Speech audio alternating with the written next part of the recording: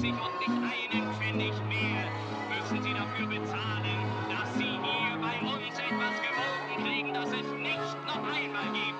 Meine Herrschaften, kommen Sie, kommen Sie. Jawohl, meine Herrschaften, immer rein in die gute Stube. Kommen Sie, die Vorstellung fängt gleich an. Ja, nicht so zaghaft, treten Sie näher, meine Herrschaften. Dankeschön, immer nur zu. Keine Angst, meine Herrschaften. Und jetzt gestatten Sie mir, Ihnen in kurzen Worten unser heutiges Abendprogramm zu erklären. Wir eröffnen unser Programm mit Madame Cherie.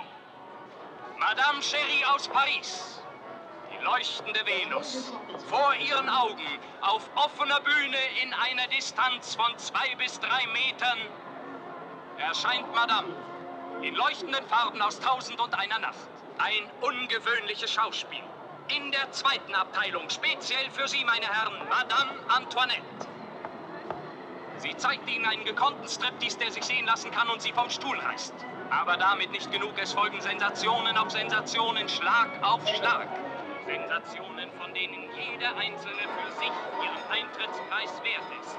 Zum Beispiel Isabelle, das Mädchen in Zellophan. Hier ist sie, meine Damen und Herren. Ihre Darbietung beginnt mit einem märchenhaft schönen Tanz. Beendet ist ihre Darbietung, wenn der letzte Schleier von ihrem Körper fällt und sie so auf der Bühne steht, wie Sie es vielleicht gern einmal sehen möchten.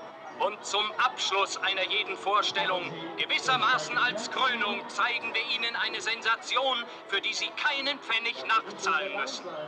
Sie erleben etwas Einmaliges, ob Sie es glauben oder nicht. Das ist Fox, der sprechende Kopf.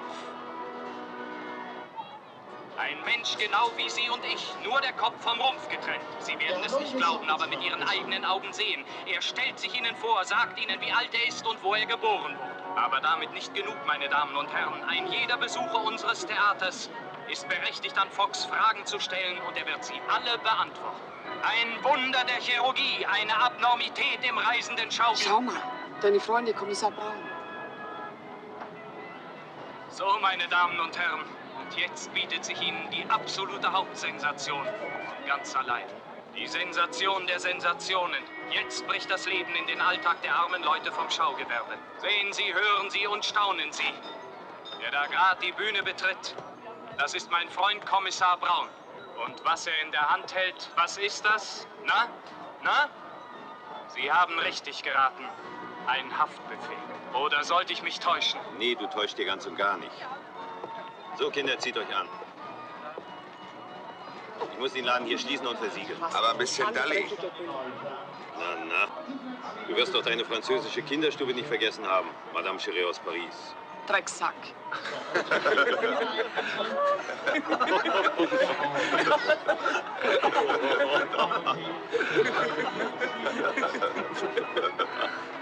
Ha, jetzt bist du aber schnell gewachsen, Junge, wie?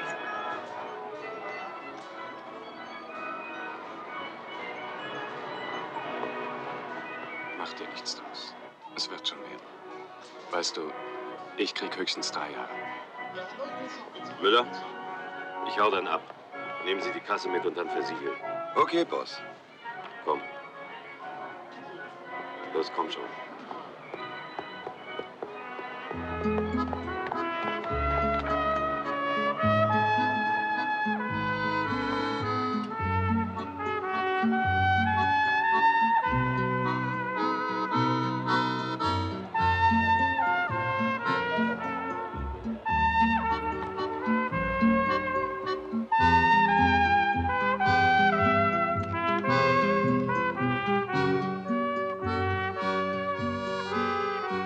Na? Ist was? Nein, die Kasse haben sie konfisziert. Keine müde Mark für uns. Schicksal. Weißt du schon, wo du hingehst? Nein. Wo soll ich schon hingehen? Heim. Nach Paris. Servus. Servus. Ach, Paula? Was ist denn noch? Ach, nichts. Ja, ich gewinne doch im Lotto. Und da habe ich gedacht, ob du dich vielleicht daran beteiligen willst. Danke. Im Lotto gewinnst du, seitdem ich dich kenne. So, auf geht's. Los. Mensch.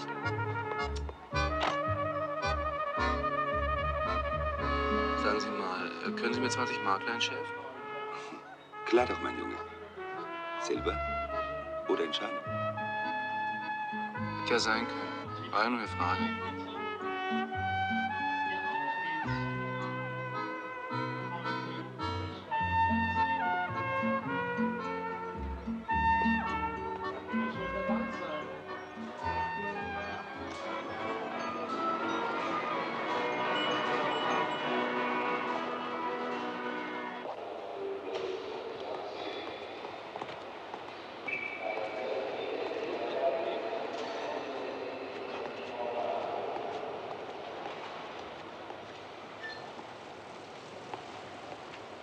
Tag? Ja? Versuchst du wieder dein Glück? Ja, wie jede Woche. Nur mit einem Unterschied. Hä? Dass ich diese Woche gewinne? Was wäre dem Mensch ohne Hoffnung? Was soll's? Sie leben ja davon. Ach, mehr schlecht als recht. Das sagen alle. Was machst denn da? Ich leere meinen Safe. Oh. Ah!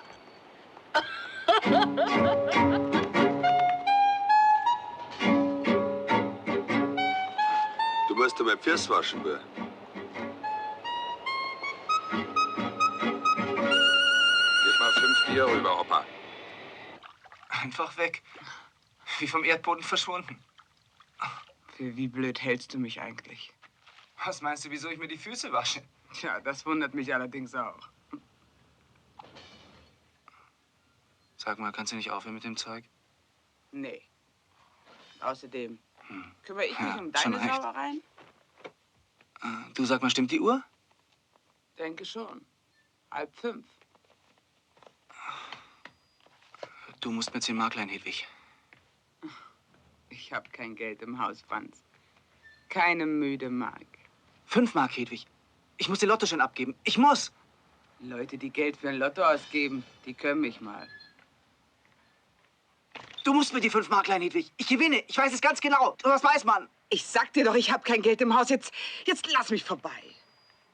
Hedwig.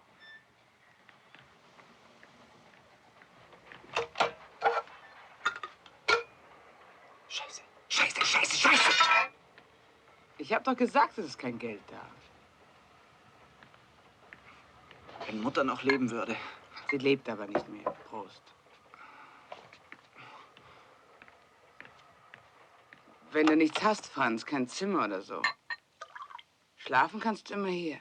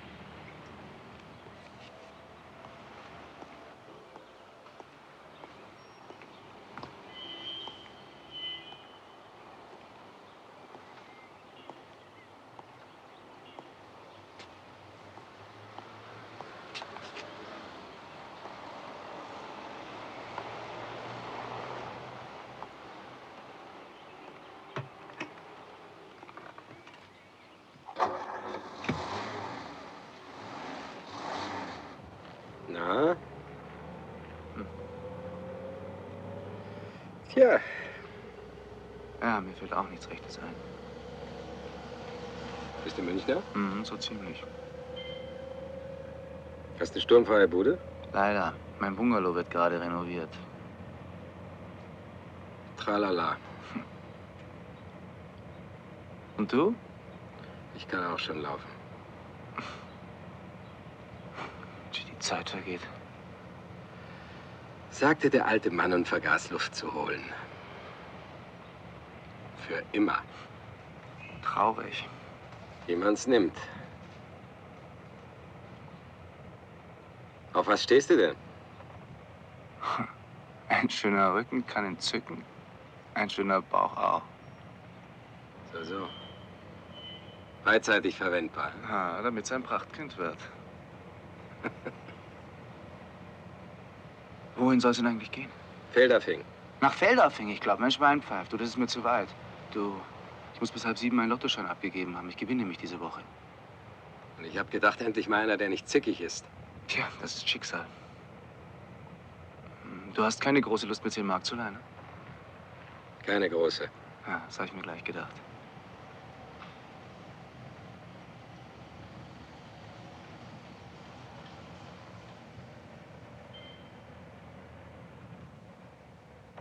Oh, halt doch mal an.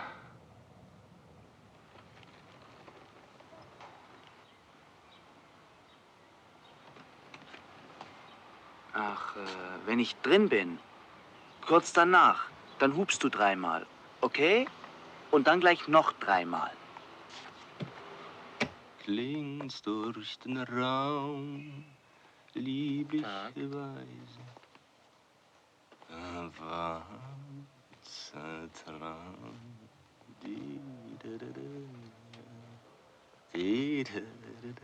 Was wünschen der Herr?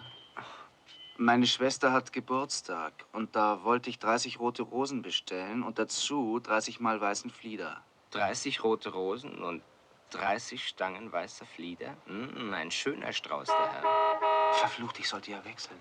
Ach Quatsch, geben Sie mal schnell 10 Mark. Onkel Max will Pralinen kaufen. Ist das vielleicht möglich?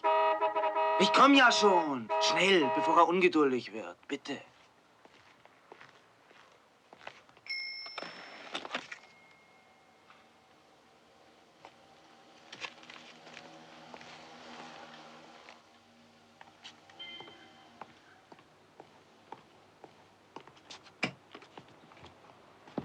Los. Hey! Halt! Polizei. So, jetzt bist du ein Trickbetrüger, Onkel Max. Woher weiß denn, dass ich Max heiße? Was? Du heißt wirklich Max? Ja. Hast du nicht heiß? Oh, warte, 6:55. Mensch, ich brauche eine Lottoannahme. Ich bring mich um. Komm, leg einen Zahn zu.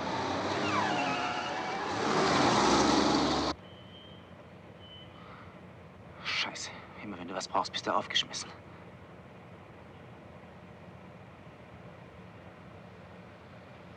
So, 6:30. Nein. Scheiße, scheiße.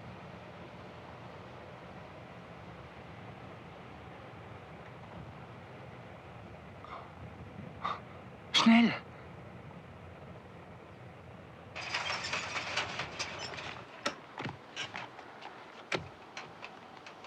Oh Mann, Glück muss der Mensch haben. Tu mir nicht belästigen, Junges. Feierabend, schon drüber. Hier, es geht ganz schnell. Mensch, kauf dir lieber was aufs Brot, bist du besser bedient mit. Seien Sie doch ein Mensch, bitte. Tun Sie ihm schon den Gefallen, die Frau überlebt es nicht. Gnädige Frau? Haben Sie Ihnen Frau gesagt? Das habe ich seit 1953 nicht mehr gehört. Was soll's? Der Mensch ist kein Vogel. Gib mal her. Ja, 10 Tipps. Ist gut. Ganz schön clever für dein Alter. Du wirst auch nicht jünger, mein Freund. Entschuldige, ich wollte dich nicht verletzen. So, die Zettel Danke. und 5 Mark.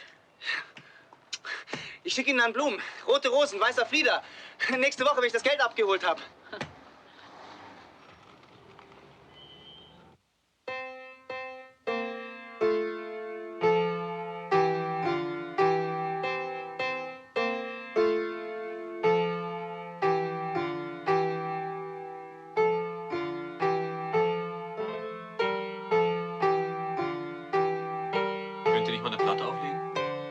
Das Geklimper hält ja kein normaler Mensch aus.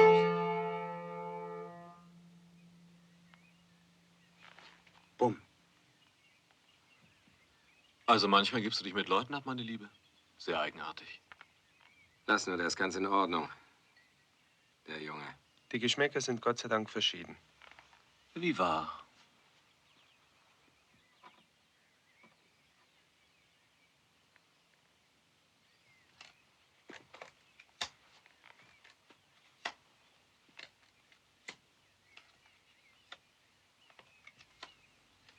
Wie geht's mit Max?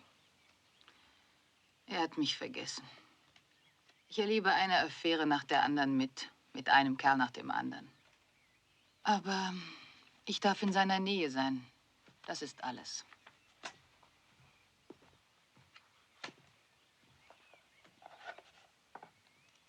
Sag mal, wo hast du denn den aufgerissen? Auf einer Klappe? Sei doch nicht so indezent, Liebling. Warum denn nicht? Ich habe mit Klappen noch immer die besten Erfahrungen gemacht. Aber der Geruch, beste Freundin. Und dann solche Typen. Hm. Dieser Typ zum Beispiel hat vor 2 Wochen 500.000 Mark im Lotto gewonnen. 500.000 was? Mark, meine Liebe. 500.000.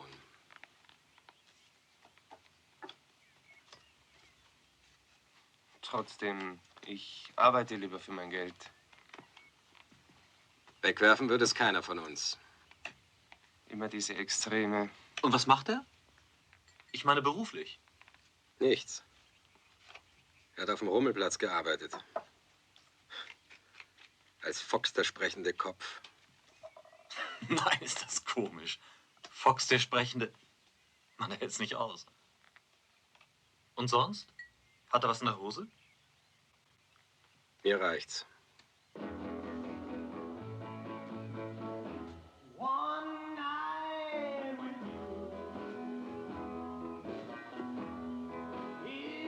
Ach, tanzen Sie mal mit mir.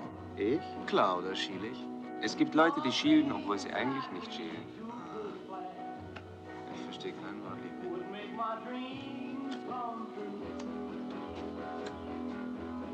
Und? Hast du ihm schon beigebracht, mit Anstand reich zu sein? Es ist keiner von denen, die reich sind, wenn sie Geld haben. Manieren kann man auch mit Geld nicht kaufen. Von Manieren, meine Liebe, ist noch keiner satt geworden. Er macht's schon richtig, der passt auf sein Geld. Er ist ein ruhiger Typ. Er weiß zwar nicht viel, aber es gibt ja auch sowas wie eine natürliche Intelligenz. Ja, es gibt eben solche und solche.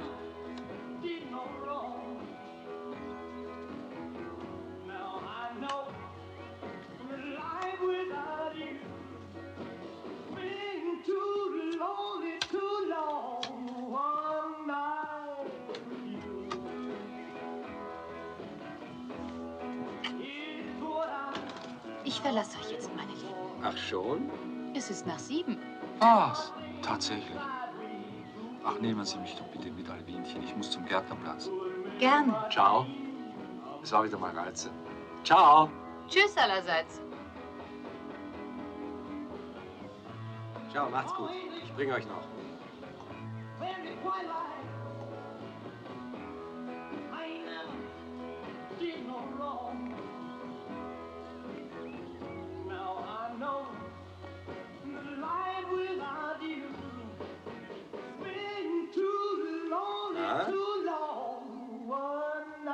Tja, ich fahr dann auch.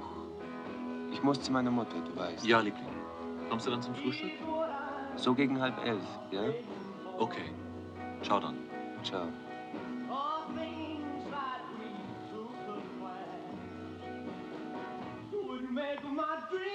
Danke, ich kenne den Weg. Viel Spaß noch. Oh, komm schon. Danke.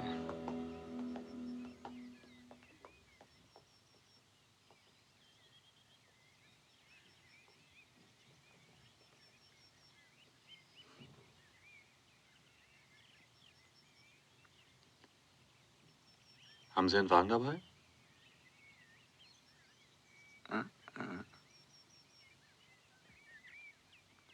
Da muss ich Sie ja glatt mit in die Stadt nehmen. Schon aus Höflichkeit. Nicht wahr?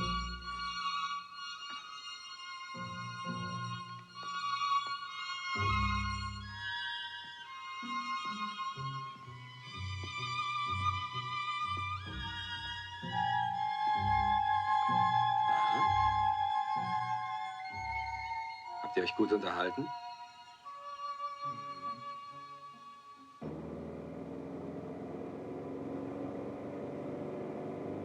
Ich finde sie bekotzt.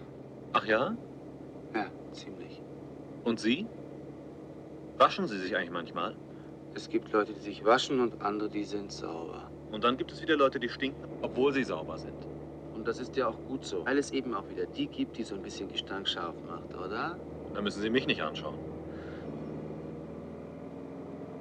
Ja, ich weiß, Sie stehen auf Brut von Männern oder so. Brüt, mein Liebling. Brüt. Passen Sie mal auf, dass Sie sich nicht vor lauter Klugheit in die Hose pissen. Wenn Sie vielleicht lieber aussteigen möchten. Nö, ich fange gerade an, mich wohlzufühlen. Haben Sie es mit Onkel Max getrieben? Ohne Fleiß kein Preis, meine Liebe. Wer die ist von uns beiden, das muss ich erst noch rausstellen. Wieso?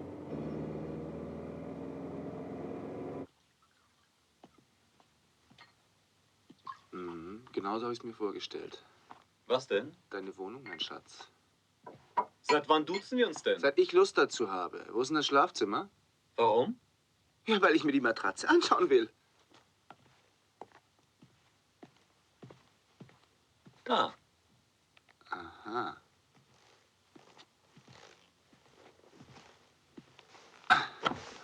Oh, bitte nicht mit den Schuhen, die ist so schwer zu reinigen, die Decke. Oh, Verzeihung. Ich vergaß. Prost. Prost. Es ist wirklich nur wegen der Reinigung. Ja. Schnarchst du? Wie bitte? Naja, könnte ja sein. Kommt in den besten Kreisen vor, habe ich mir sagen lassen. Hast du Wurzeln geschlagen? Wieso? Weil sie dich nicht hinsetzt.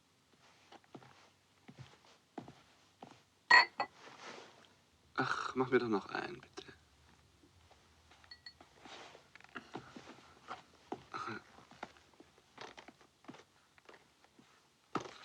Übrigens, wenn's stinkt, das bin ich.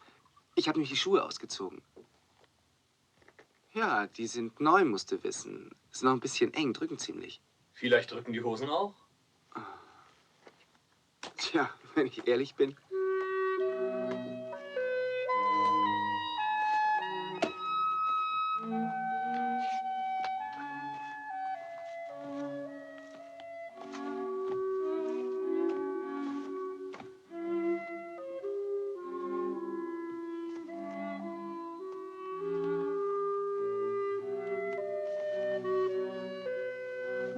Schmeißen Sie Ihre Sachen immer so in die Landschaft?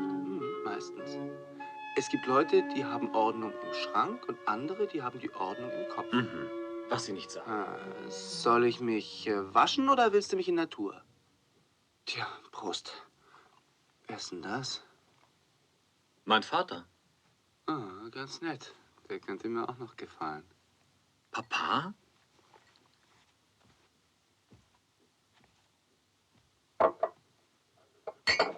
Papa? Für mich ist auch kein Papa, du Dummerchen. Für mich ist er ganz einfach ein Mann. Ich kann ihn dir ja mal vorstellen. Obwohl ich nicht glaube, Quatsch. Zu haben ist jeder. Andiamo.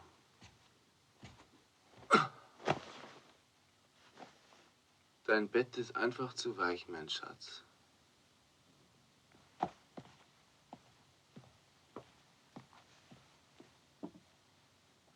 Was ist? Willst du mich auf die Folter spannen? Ich räume erstmal deine Sachen auf, mein Schatz.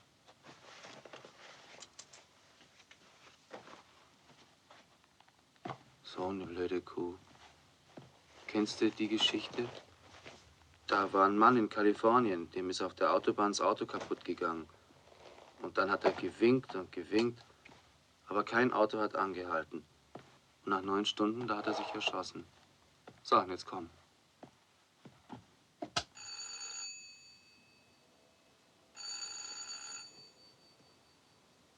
Es klingelt.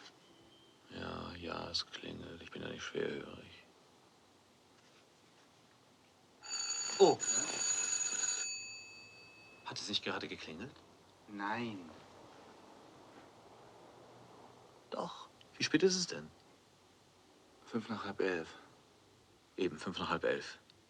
Typisch, immer das Gleiche.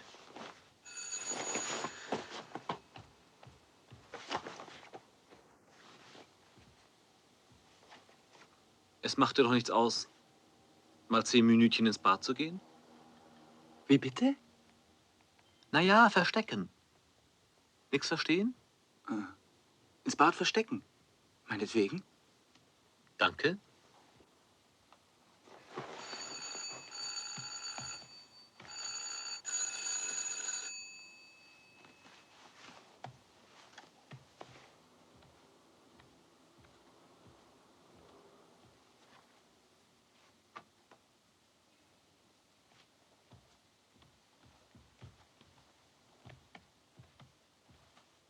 Und sperr ab.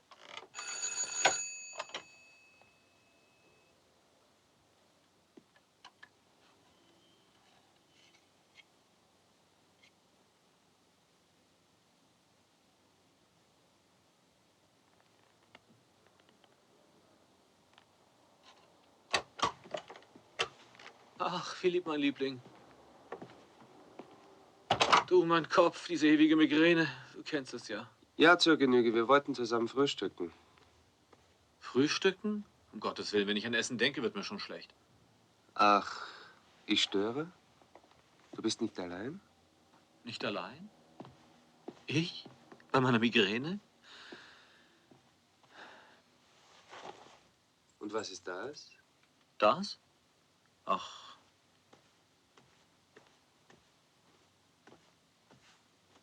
Ach, das.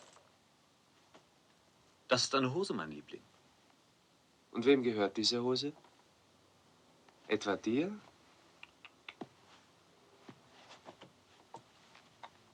Seit wann verkehrst du in öffentlichen Pissoirs? Wieso? Weil sie danach stinkt. Die Hose. Ach, lassen wir das. Ein kleiner Seitensprung. Wie klein? 20 Zentimeter? Oder 18? Oder noch kleiner? Du bist Degutant. Ich bin nicht Degutant. Ich bin gründlich. Sowas interessiert einen ja schließlich. Ich habe nicht gemessen, aber es reicht. Ja, das reicht. Liebling, was hast du denn? Ich bin beleidigt. Ach, der. Habe ich mir doch gleich gedacht. Pfui Teufel, und in meinem Bademantel. Also bitte gib ihm den Bademantel, Franz. Danke. Ich schenke ihn ihm. Oh, bitte, wenn Sie möchten. Nein, nein. Naja. Ganz nett. Viel Spaß noch. Philipp, warte!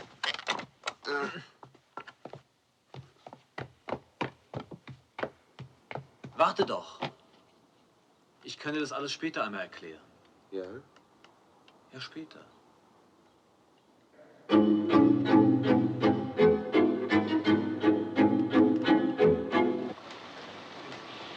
Das kannst du nicht machen, Vater. Es geht hier nicht um das lächerliche Problem, ob ein paar Arbeiter entlassen werden oder nicht. Jetzt steht der gute Name unserer Firma auf dem Spiel. Die Tradition. Na, was ist denn? Los, los, los, weitermachen. Ruhig gehen. Ob mit oder ohne Tradition. Es bleibt mir nichts anderes mehr über, als Konkurs anzumelden. Ich kann nicht mehr und ich will auch nicht mehr. Ich kann nicht verantworten, dass ich die Firma verschulde und dass ein Konkursverfahren mancherweise gar nicht mehr eröffnet werden kann. Aber... Na? Wenn ich vielleicht. Aber ich müsste dann natürlich völlige Freiheit haben. Bitte? Ich überschreibe dir die Firma gerne. Wenn du noch eine Möglichkeit siehst, wenn du dir was einfallen lässt. Ich werde es versuchen. Ich habe da so eine Idee.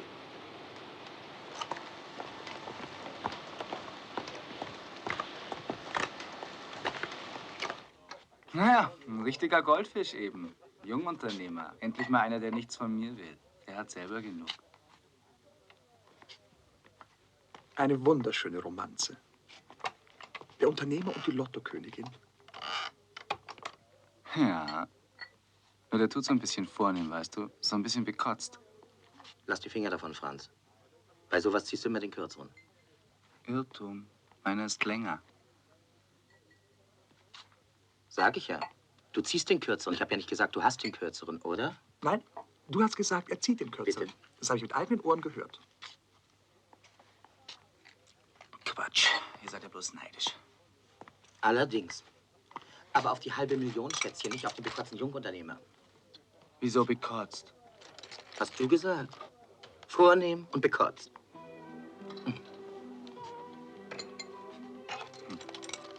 Nie. Sowas habe ich nie gesagt. Doch. Oder? Ja, hast du gesagt. Vornehm und bekotzt. Ist er ja auch. Wahrscheinlich hast du recht. Im Grunde ist sowas wirklich nicht mein Bier. So ein Jungunternehmer, vornehm und Eugen. Guten Abend, ich dachte... Du hast doch gesagt, dass du vielleicht hier in der Spelunke... Ich hatte solche Sehnsucht. Willst du vielleicht was trinken? Hier? Ja. Nein, danke. Ich dachte, wir gehen was essen. Auf ein andermal. 8,50. Hier. Stimmt so. Servus. Naja, ist dir wahrscheinlich nicht plüschig genug. Wie war das doch? Ja, dein neuer Freund ist vornehm und... Ich weiß nicht. Bekotzt. Hast du gesagt. Guten Abend, die Herren. Guten Abend. Wollen wir uns hier hinsetzen? Weißt du, ich sitze lieber in Ecken. Das ist pubertär. Wir setzen uns hier hin.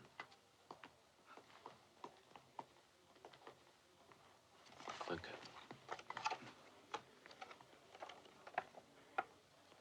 Wir trinken Wein. Haben Sie Chateauneuf du Pape da? Ja. Oh, ich hätte lieber ein Bier. Also gut, für den Herrn ein Pilz und für mich eine halbe Flasche Chateauneuf du Pape. Das Menü müssen wir erst noch zusammenstellen. Was willst du essen? Weißt du, ich... Ach, ich verstehe dich ja, du Armer. Ist alles auf Französisch. Aber du wirst es schon noch lernen mit der Zeit. Wie wär's denn mit einem Schildkrötensüppchen? Schildkrötensuppe? Ich hätte lieber eine Nudelsuppe. Also eine Consommé mit Einlage. Und dann vielleicht eine rôti de veau avec asperges petit pois. Oder eine poêle de mouton avec haricots verts avec pommes de terre sautées. Tja, das Zweite. Es ist Hammelschulter mit grünen Bohnen und Bratkartoffeln. Entschuldigen Sie bitte. Das macht doch nichts. Und zum Nachtisch nehmen wir dann vielleicht ein Compote de Poire oder une pêche melba. Haben Sie alles? Ja. Zufrieden? Ja.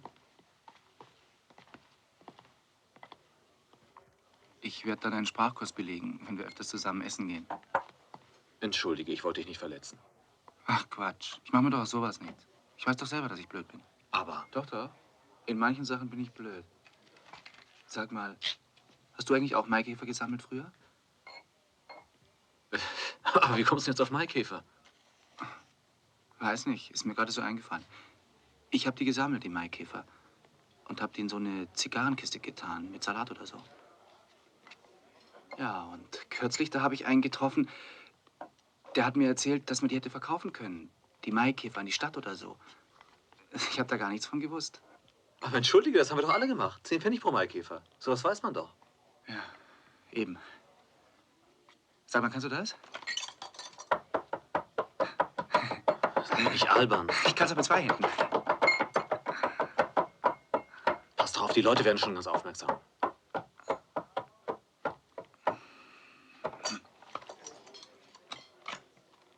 Hallo. Oh, ein reizendes Familientreffen. Tag. Tag. Na, alles in Ordnung, der Betrieb und alles? Ja, ja, es konsolidiert sich. Übrigens, ich habe eine wahnsinnig schöne Ikone reinbekommen. Ist noch nicht im Verkauf. Vielleicht kommst du mal vorbei. Mach ich. Wir wollen euch nicht weiter stören. Wir setzen uns darüber. Bis später. Komm, setz dich.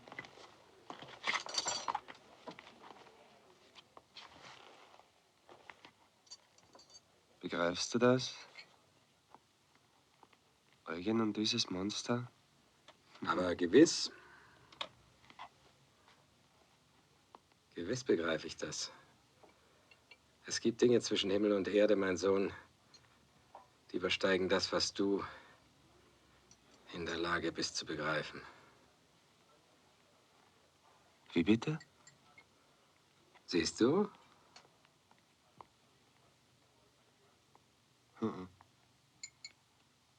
Ich glaube das einfach nicht.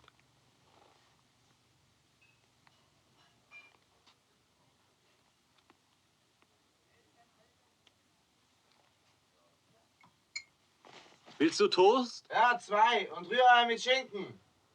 2 Toast und Rührei mit Schinken. Kann ja gleich einen Frühstückskaffee aufmachen. Wie bitte?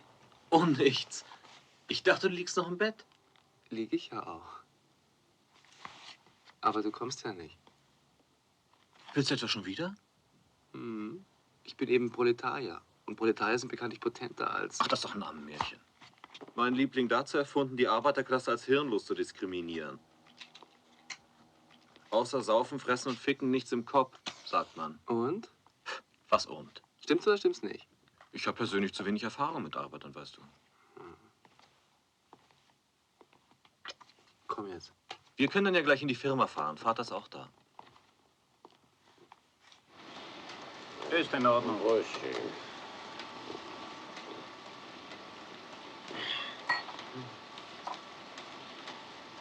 Vater? Darf ich dir meinen neuen Freund vorstellen? Das ist der Bieberkopf. Guten Tag. Das ist mein Vater. Freut mich. Der gefällt mir schon viel besser als der letzte. Ja. Vater? Sag dich doch, viel besser als der letzte. Hör bitte auf jetzt. Stimmt, ich auf und du fängst an. Wie? Herr Bieberkopf möchte sich etwas umsehen. Ich habe ihm schon viel von unserem Betrieb erzählt. Soll er?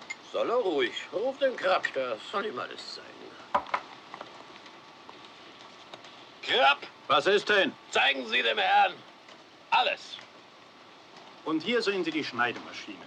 Die Bogen werden hier so zugeschnitten, dass sie im nächsten Arbeitsgang gefalzt werden können. Die Kapazität dieser Maschinen beträgt... Ersparen Sie uns bitte die Einzelheiten, Herr Krapp. Wir wollen nur einen Gesamteindruck. Selbstverständlich. Hier sehen Sie eine Klebepresse und da hinten sind die Falzmaschinen. Das ist eine Kuvertiermaschine. Da werden die Bogen automatisch in die Kuverts gesteckt. Liebst du mich? Ich halte es gerade noch aus.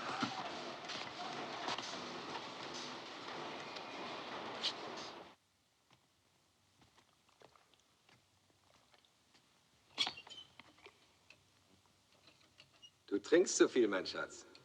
Hey, vor dir ist mir auch nirgendwo mehr sicher. So was.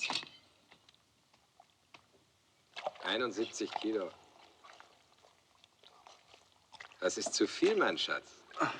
Wieso? Überhaupt sind 71 Kilo ideal. Geradezu Untergewicht. Sagst du? Ja, weil man so viel Kilos haben darf, wie man mehr Zentimeter hat als 100. Ach? Ja, manchmal weiß eben auch ein Trottel was. 76 Kilo dürfte ich wiegen, weil ich 1,76 Meter groß bin. 1,76 Meter? Ja. Und seit wann bist du ein Trottel? Sowas stellt sich heraus. Ich kann dies nicht und jenes, kann kein Französisch und ach. Und wo ist Eugen? Ach, der ist beim 5-Uhr-Tee mit Geschäftsfreunden seines Vaters. So, Geschäftsfreunde nennt man das jetzt. Ich glaube, er ist wirklich dort. Hallo. Tag. Ja, Wer ist denn das? auch einer. Ich gehe raus. Trinken wir noch ein Bier in der Bar? Okay, ich komme gleich nach.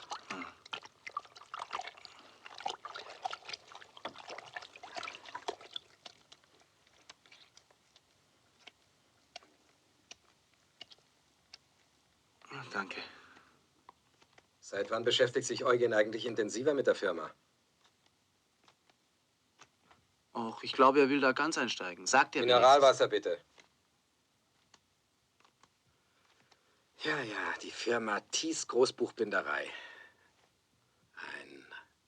renommiertes und alteingesessenes Unternehmen. Wenn man da investieren würde, da wäre was rauszuholen. Meinst du? Ja, gute Auftragslage und so. Wenn ich da einsteigen könnte, sofort. Zumal jetzt,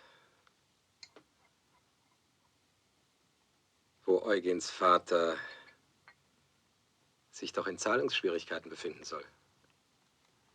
Ach, komisch, davon hat Eugen mir gar nichts.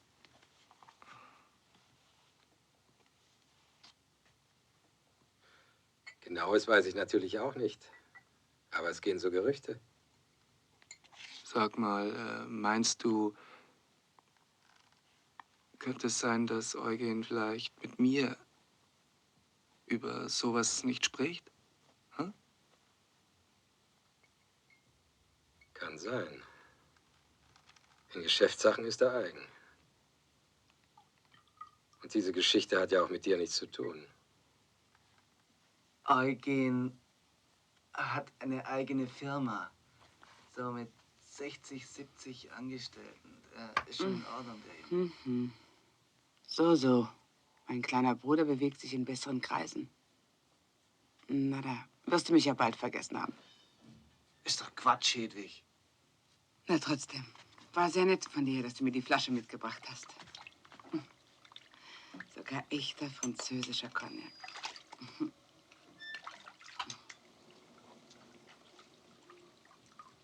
Du musst aufpassen, Hedwig. Geht auf die Leber, sagt man. Quatsch, meine Leber ist in Ordnung, die beste von der Welt.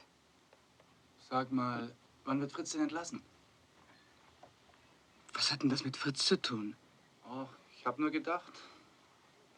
Nächstes Jahr im September, dieser Idiot. Das nächste Mal kriegt er Sicherheitsverwahrung. Dann ist alles im Eimer. Es muss ja kein nächstes Mal geben. Du kennst doch Fritz. Ja.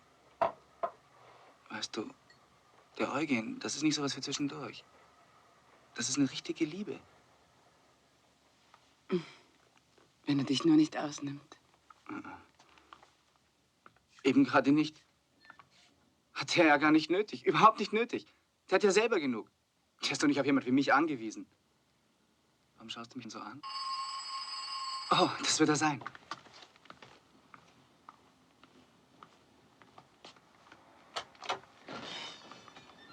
Franz. Das ist meine Schwester und das ist der Eugen. Hallo? Guten Tag. Sie sind das also. Na ja, viel Glück. Ja, vielen Dank. Ja, vielleicht ein andermal dann, ja. Wiedersehen. Franz!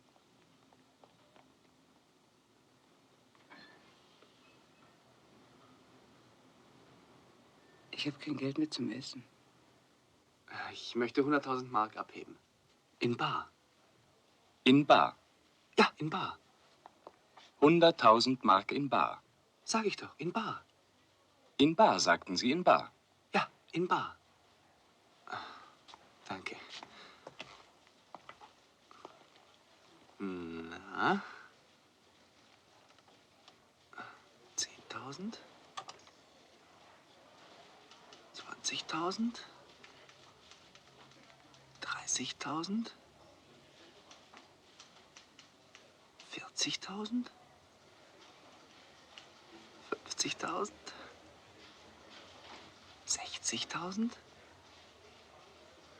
70.000? 80.000? 85.000? 100.000. Mhm. Danke. Bitte.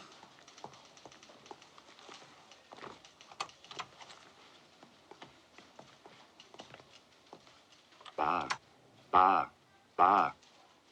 Wenn man ein Wort ganz oft sagt, versteht man gar nicht mehr, was es bedeutet. Also Vater, Herr Bieberkopf hat der Firma einen Kredit in Höhe von 100.000 Mark gegeben. Außerdem wird er in Zukunft in der Firma mitarbeiten. Das ist dir doch recht. Vater? Ja, okay. Mit mir gesprochen, mein Sohn.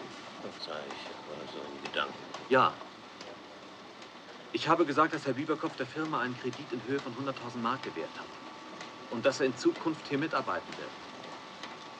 Und dann habe ich gefragt, ob es ihr Recht ist. Sie sind ein lieber Junge, Fuchs. So heißen Sie doch. Hm? Ich werde Sie auch Fuchs nennen. Das erinnert mich an bessere Zeiten. Verstehen Sie mich, Fox? Fox, tönende Wochenschau. Kennen Sie die noch? Merd. Wie bitte? Merd, habe ich gesagt. Eben. Dann fasst du mal in meine Seitentasche, da ist ein französisches Wörterbuch drin. Habe ich extra gekauft. Schau mal nach, was das Wort auf Deutsch heißt.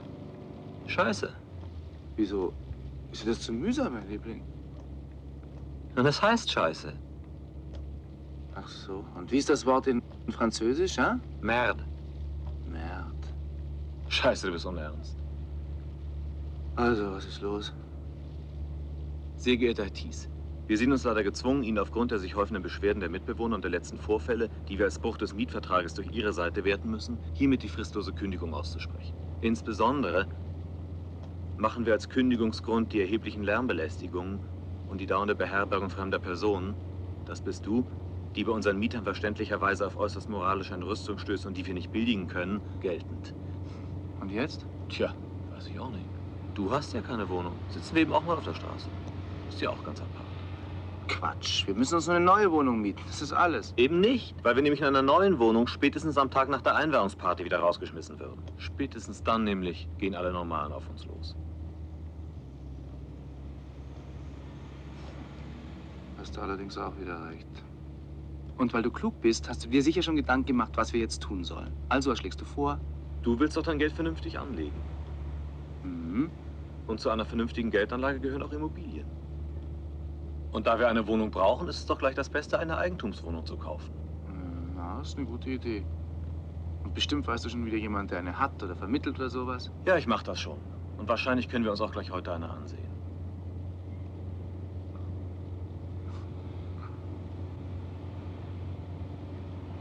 Ist was? Mhm. Ich liebe dich, das ist alles.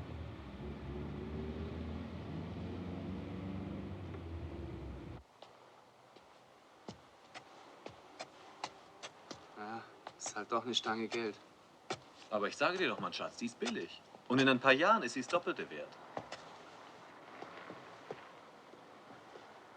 Ich weiß nicht, ich kenne mich da ja nicht so aus, aber...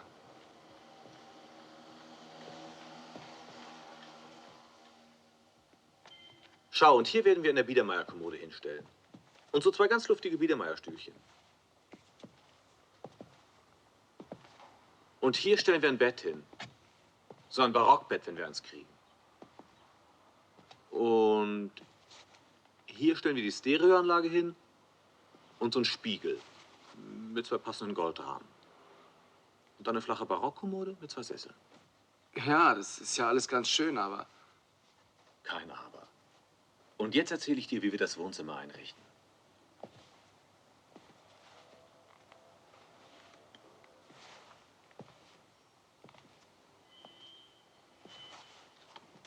Also hier so ein dunkler chinesischer Seidenteppich. Und da hinten so eine englische Ledersitzgruppe aus dem 19. Jahrhundert. Und hier ein Bücherregal. Wie bitte? Ein Bücherregal. Für Bücher, mein Liebling. Was für Bücher? Bücher zum Lesen. Ich brauche keine Bücher. Tja, du brauchst keine Bücher. Und hier den Farbfernseher. Und da die Hausbar in einem antiken Sekretär, verstehst du? Und dazu schwere braune Samtvorhänge. Und ganz dezentes Licht.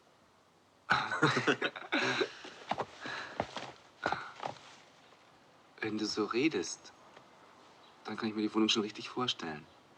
Und? Gefällt sie dir? Mhm. Die gefällt mir gut. Sehr gut sogar. Die nehmen wir.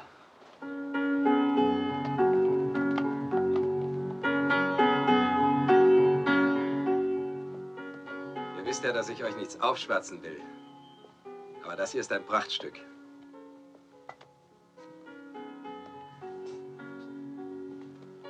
Ja, und diese Intarsien sind sehr schön gearbeitet und sehr sauber.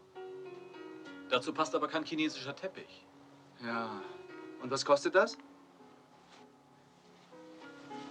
Tja, solche Kostbarkeiten haben eben ihren Preis.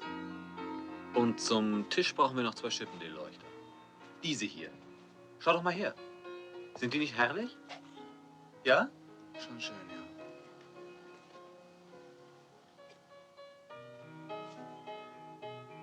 Ach, wir werden es ganz herrlich haben in unserer neuen Wohnung. Und dann noch dieses Tresatret. Das sticht mir schon lange ins Auge. Kommt, setzt euch doch zu mir. Was hast du denn an Schlafzimmern da? Etwas in Biedermeier oder Barock, aber nicht zu gigantisch. Ihr habt Glück. Da habe ich eine besondere Rarität für 2 Liebende. Ein Schlafzimmer in englischem Barock. Allerdings ist es erst avisiert, aber du kannst dich auf mich verlassen, Ja, wie ja. du weißt. Jedenfalls eine echte Rarität. Frühes 18. Jahrhundert. Du bist doch einverstanden. Ach, Ja, ja, es geht schon klar. Schreib mir alles zusammen. Und dann nehmen wir noch diese beiden Tiger.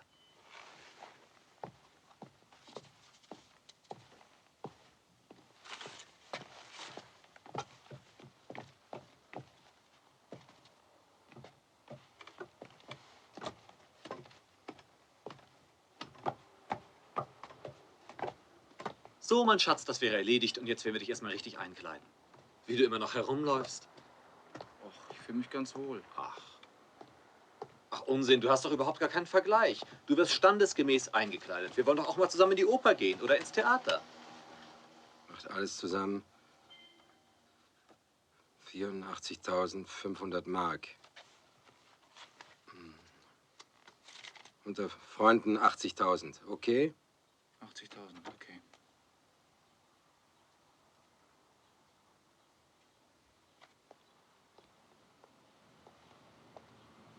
Schau, wir können auch gleich zu C&A gehen. Da gibt's bestimmt was für mich. Beste Freunde, dann kaufen sich die Arbeiter ihre Sonntagsanzüge. Ach, du musst jetzt endlich lernen, dass du was Besseres bist. Du bist der Freund eines Unternehmers, mein Schatz. Du kannst nicht mit Klamotten von der Stange durch die Gegend wackeln, auch dazu aus solchem Kaufhaus. Wir gehen natürlich in Philipps Boutique.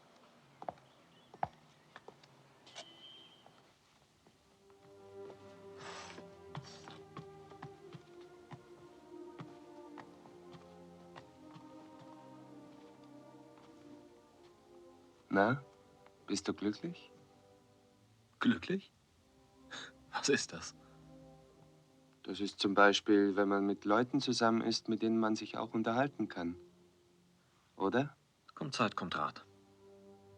Tja. Für dich hätte ich auch was ganz Tolles.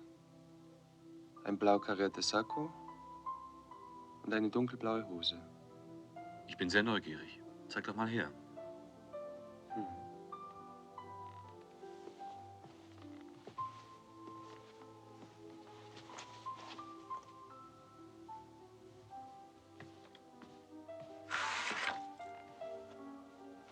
Interessant.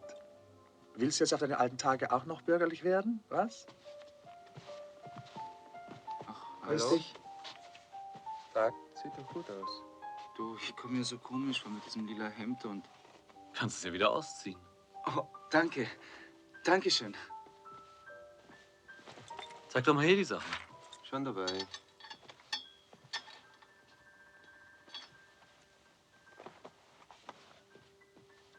Sag mal, Liebling, wie gefällt denn dir das hier? Für mich?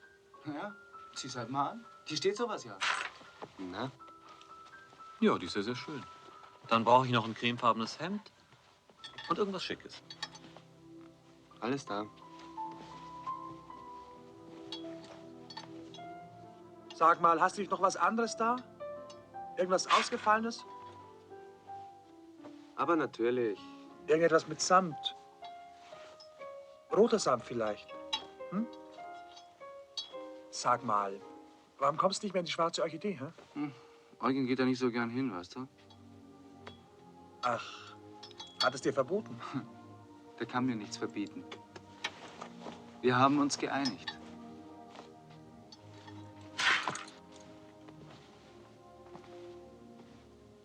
Na, gefalle ich dir? Mhm. Möchtest du es? Hm. Okay. Dann kaufen wir es. Rechne mal zusammen, was es macht. Ja. Franz schreibt uns schon einen Scheck aus.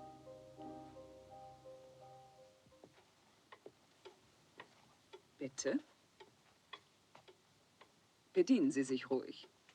Danke. Falls du die Kuchengabel vermisst, sie liegt links unterm Teller.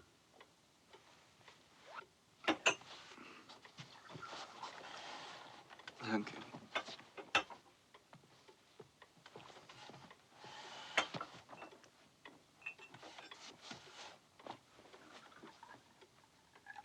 Danke. Nun, Fox, ich darf Sie doch so nennen.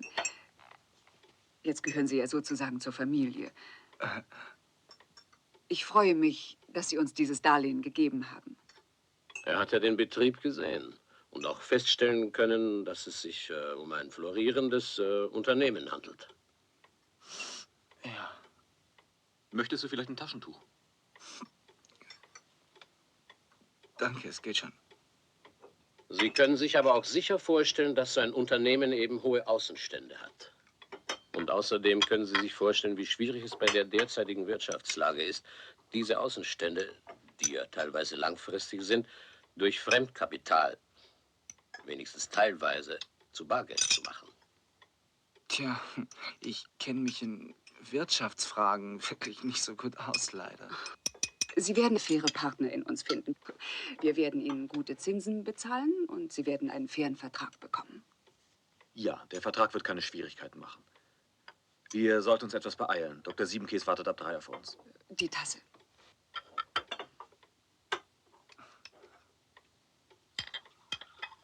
Zucker? Ja, bitte. Wenn du die Zuckerzange suchst, sie hängt an der Zuckerdose.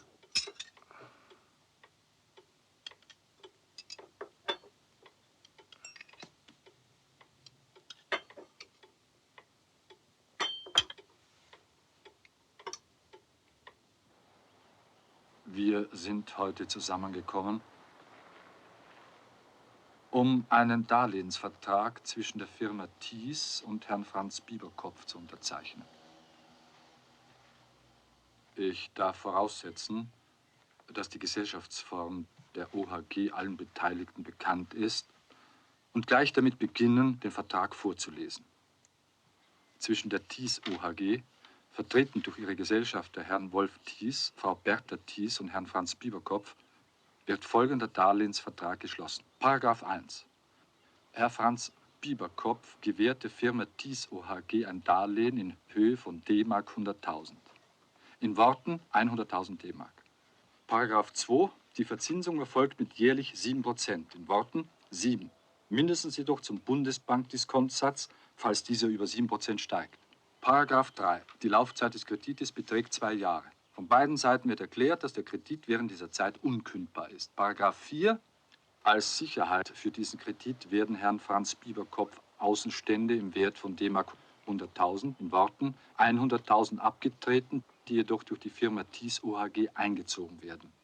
Gerät die Firma Thies OHG in Zahlungsverzug, so hat Herr Franz Bieberkopf Anspruch auf Verfügung über die eingezogenen Außenstände bis zu 100 der Darlehenssumme. Paragraph 5. Rückzahlungsmodus der Darlehenssumme.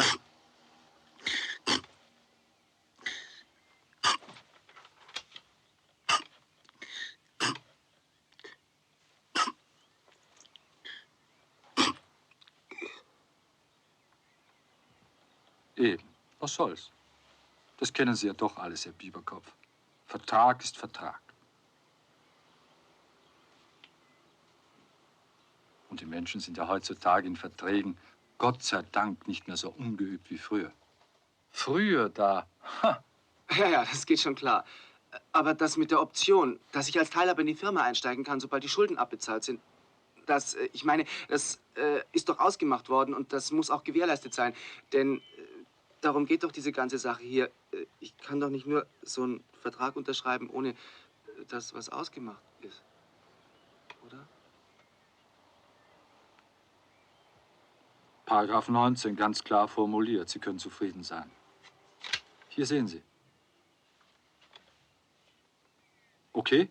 Ja, danke. Es ist in Ordnung. Dann bitte ich hier in dreifacher Ausfertigung.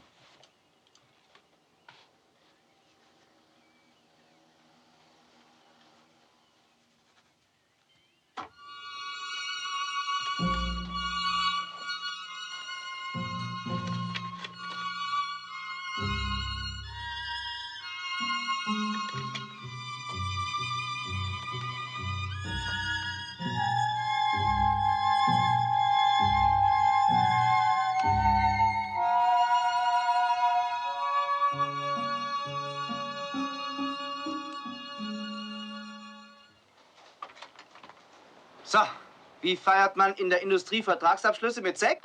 In Sekt badet man, mein Liebling. Sekt trinkt man nicht. Trotzdem, ich will Sekt. Springer!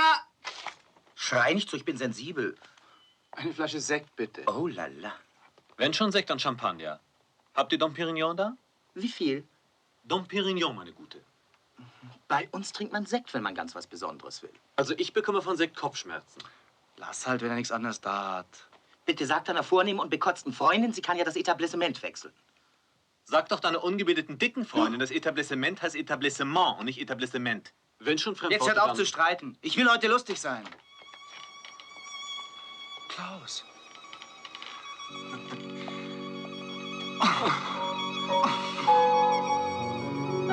Wer ist das denn? Ihr Vorgänger, die Frau. Wann haben Sie ihn rausgelassen? Heute früh. Auf Bewährung. Tja. Das ist der Eugen und das ist der Klaus. Guten Tag. Tag. Willst du ein Glas Sekt mittrinken? Sekt? Ja. Immer. Wir feiern Vertragsabschluss, Eugen und ich. Ach, du machst Vertragsabschlüsse? Ja. Tag, Springer. Tag, Klaus. Na, was habt ihr denn gerade abgeschlossen? Naja, unsere geschäftliche Verbindung eben und alles. Ist ja toll. Fox, der sprechende Kopf, hat geschäftliche Verbindung. Ja. Ich habe nämlich im Lotto gewonnen. 500.000. Franz? Lass doch, ihm kann ich's doch sagen. Ist doch ein alter Freund von früher. Der kann doch alles wissen, oder?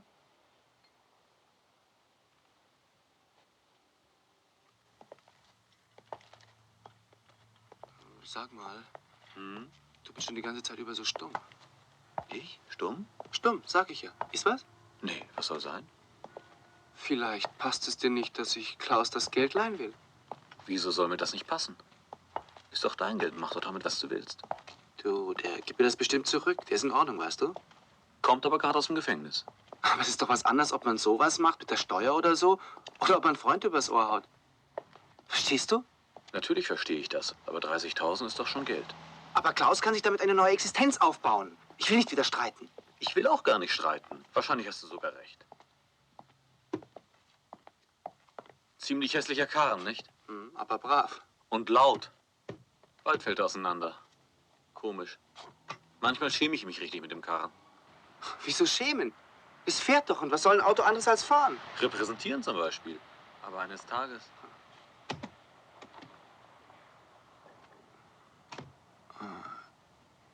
Ich habe eine Idee. Um Gottes Willen. Ich lasse mir das nicht mehr ausreden. Wir kaufen ein neues Auto. So mit Stereoanlage und allen Extras. Sind aber sehr kostspielig, deine Ideen. Ja, aber sie machen das Leben angenehmer. Ich habe mir schon manchmal vorgestellt, so ein Rennwagen. Ganz schnittig. Hart nur ab. Naja, wenn du meinst.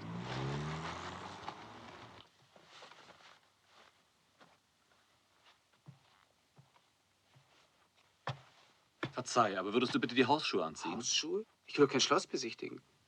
Was heißt hier Schloss? Willst du etwa mit den schmutzigen Straßenschuhen über die kostbaren Teppiche tappen? Ich habe extra welche für dich gekauft. Okay.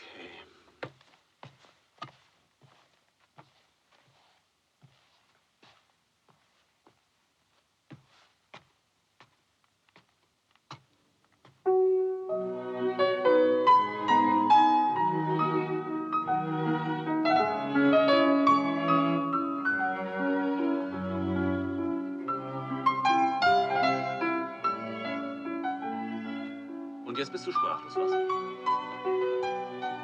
So eine Wohnung hast du doch noch nie gesehen. Ich bin richtig stolz auf mich. Ja. Ist alles so ein bisschen wie im Museum. Was heißt hier Museum? Es ist heimelig, behaglich, kultiviert und wurmlich. Franz, wenn du einen Aschenbecher suchst, er ist neben der Stereoanlage.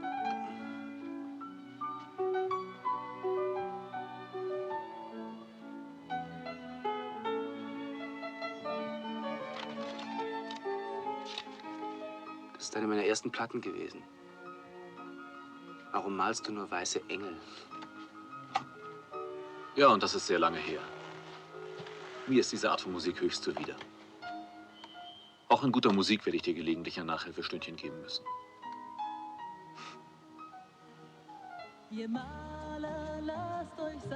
Gern, aber irgendwie mag ich solche Musik, weißt du?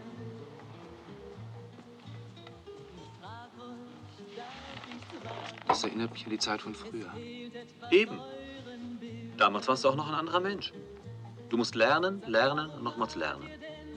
Kultur musst du lernen. Das ist schwer, gewiss. Aber wir werden es schon schaffen, einen Menschen aus dir zu machen. Diese vielen kleinen Engel muss es doch auch anders geben.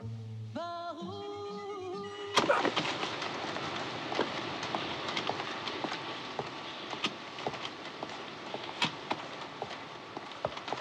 Mhm. Der packt ganz schön zu. Richtig. Er hat immer ein vitales Interesse an der Firma. Sie brauchen ihn nicht zu schonen. Na, geht's? Es geht.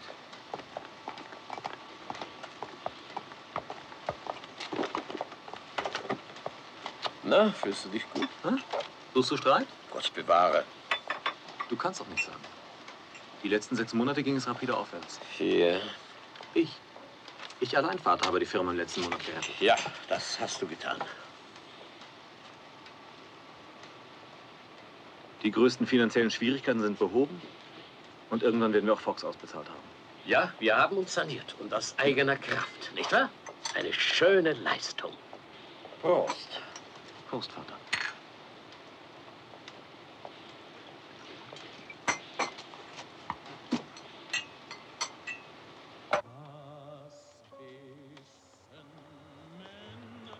Was wird denn das wohl alles gekostet haben? Weiß ich nicht so recht. 120 bis 150.000 bestimmt. Naja, wenn man's hat. Tja, er hat's ja.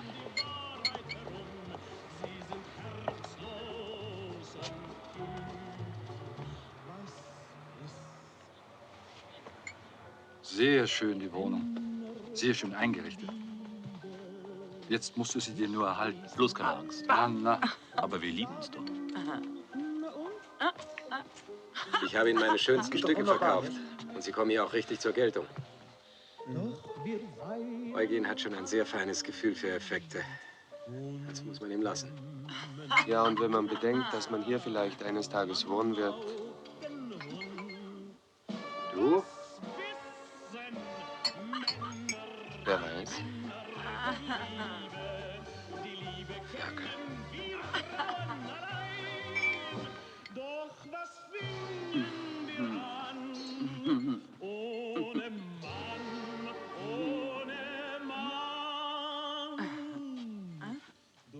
Hey! Ihr mögt wohl alle keine Frauen hier, was? Haha. Dann geht euch was, Kinder. Glaubt mir, dann geht euch eine ganze Masse. Blödmänner. Komm, trink mal, Kleiner. Probier, ja? Nee? Ach, Flasche. Alles trübe Flaschen hier. Lammer Verein. Liebling, eine ordinäre betrunkene Schwester macht uns die ganze Einweihungsparty kaputt. Aber wieso denn? Lass sie doch. Kannst ja weghören. Ja, na eben. Sie will offensichtlich einen Skandal haben, die Gute. Und vertreibt unsere Freunde. Es war wirklich ein glänzender Einfall von dir, sie einzuladen. Wie gut, dass Hab dich es nicht so. Cognac gibt. Ist halt besoffen. Die weiß schon, warum sie säuft. Ach, wie recht du hast. Verzeihung, darf ich mal? Prost. Führen Sie sich doch bitte etwas anständiger auf, Sie ganz blöde Gans. Du und deine hässliche Verwandtschaft, ihr habt ja kein Image zu verlieren. Aber ich bringe Sie schon zur Raison. Hey! Mein lieber, schöner, junger Freund. Bitte fassen Sie mich nicht an! Beruhigen Sie sich doch. Schweine! Und eure vornehmen Märsche dampfen! Riecht ihr es nicht? Nein? Aber ich. Es stinkt zur Hölle! Und der liebe Gott hat sich als Marlene Dietrich verkleidet und hält sich die Nase zu.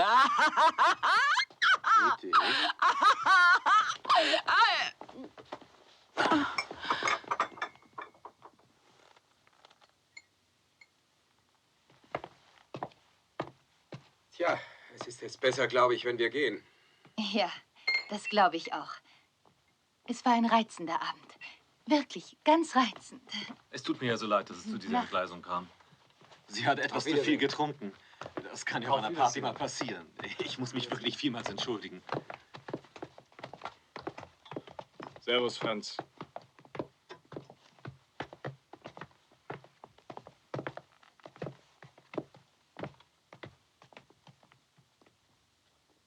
Eine schöne Bescherung. Diese Proletarierin. Liebling, das ist meine Schwester, hörst du? Meine Schwester. Und das ist meine Wohnung hier, in der meine Möbel stehen. Und da kann meine Schwester sich so benehmen, wie sie will. Weil nämlich meine Schwester von hinten mir noch lieber ist als deine Freunde von vorn. Kapiert? Reg dich doch nicht so auf, Franz. Ich habe das auch nicht so gemeint. Ich bin nur eben leider in letzter Zeit so leicht reizbar. Wir sind beide so leicht reizbar. Wir stecken leider in einer Krise.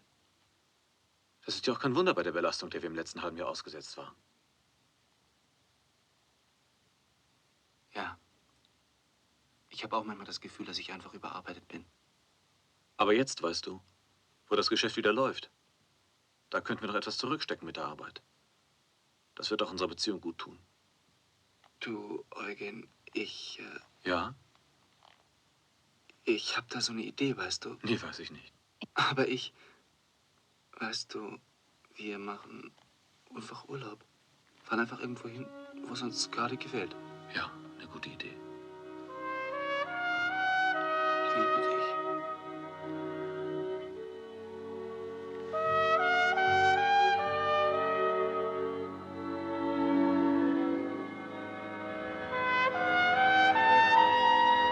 Eugen, hallo. Dich habe ich ja schon lange nicht mehr gesehen. Viel Arbeit, weißt du. Und das, ist das ein neuer? Oder kenne ich den schon? Nee, ich bin zum ersten Mal da. Auch recht. Irgendwann fangen alle Laster mal an. Wo soll es denn hingehen? Och, keine Ahnung. Sowas macht bei uns alles Eugen. Weißt du, wir... Ach so, verstehe. Flitterwochen. Einsamkeit und Ruhe und... Einsamkeit und Ruhe? Aber wir sind doch schon ein halbes Jahr zusammen. Ach so. Hättet ihr ja auch gleich sagen können. Was soll es denn sein? Italien? Spanien? Oder vielleicht einen strammen Araber? Oh ja, Araber wäre schon ganz lustig, oder? Ein Araber? Ich weiß nicht. Eben, verlass dich da ganz auf mich. Ich kenne mich da aus. Vielleicht Marokko. Marokko? Wo ist denn das? In Arabien, Schatz. Aha. Und du kannst Marokkanisch? Quatsch, die sprechen Französisch. Und das kann ich ja. Ja, das kann er. Also, Marokko. Ja, da wollte ich immer schon mal hin. Tja, wo ist es denn am besten? Marrakesch, ganz eindeutig. Die dicke Schmidt ist letzte Woche zurückgekommen. Weißt du, der den Blumenladen am Max-Weber-Platz hat. Es soll unbeschreiblich sein. Unbeschreiblich. Außerdem haben wir ein ausgezeichnetes Vertragshotel in Marrakesch. Ja, und wie weit ist es bis zum Meer vom Hotel? Marrakesch liegt nicht am Meer, mein Schatz. Aber es gibt dort einen wunderbaren Swimmingpool. Macht dir nichts draus, Olga. Die Gute ist ein ganz klein wenig ungebildet. Kann man da schleppen? Kommt auf die Typen an, die ihr schleppt. Wenn sie nicht allzu verboten aussehen, denke ich schon. Also entscheide dich. Aber es hört sich ganz gut an. Doch, hört sich gut an. Also 2 mal 3 Wochen. Was kostet das? Gleich, ich rechne mal. Linienflug oder... Och, Linienflug? Ich hab gedacht mit Neckermann. Neckermann? Na klar. Ist doch viel billiger, oder? Also. Bitte, du zahlst es ja auch.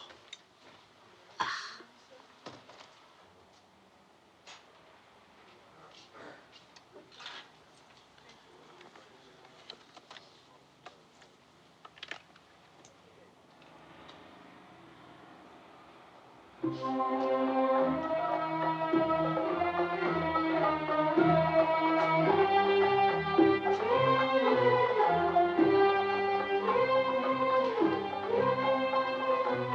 heißt Treffpunkt des Todes, dieser Platz hier. Wieso heißt der Treffpunkt des Todes? Was weiß ich, wieso der Treffpunkt des Todes heißt? Wieso heißt du Franz Pieperkopf? Idiot. Was ist denn das überhaupt her? Steht im Guide. Meeting Place of the Dead. Klingt überhaupt auf Englisch viel besser. Wie alles.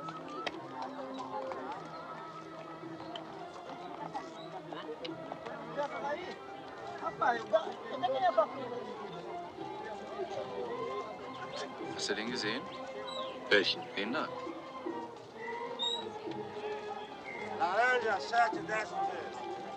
Gefällt er dir etwa? Ist doch ein strammer Brummer. Wenigstens ist er ordentlich angezogen.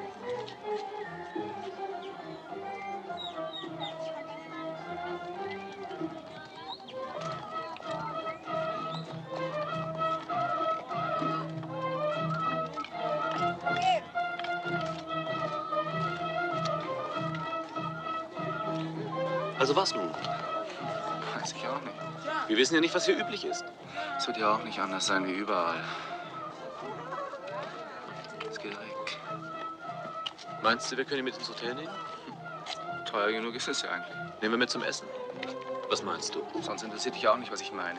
Wollen wir streiten? Wer streitet? Ich vielleicht?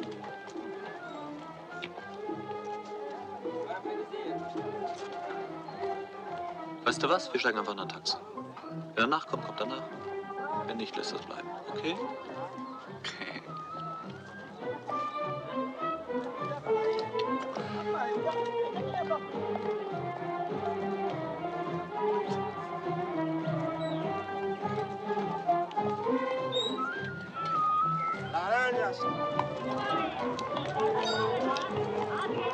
Na, was ist?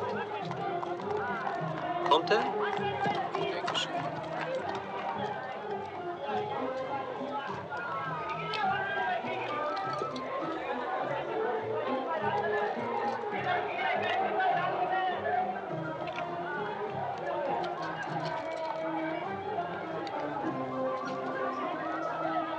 Où est-ce que vous voulez aller? Qu'est-ce que tu veux? Manger. À la taverne.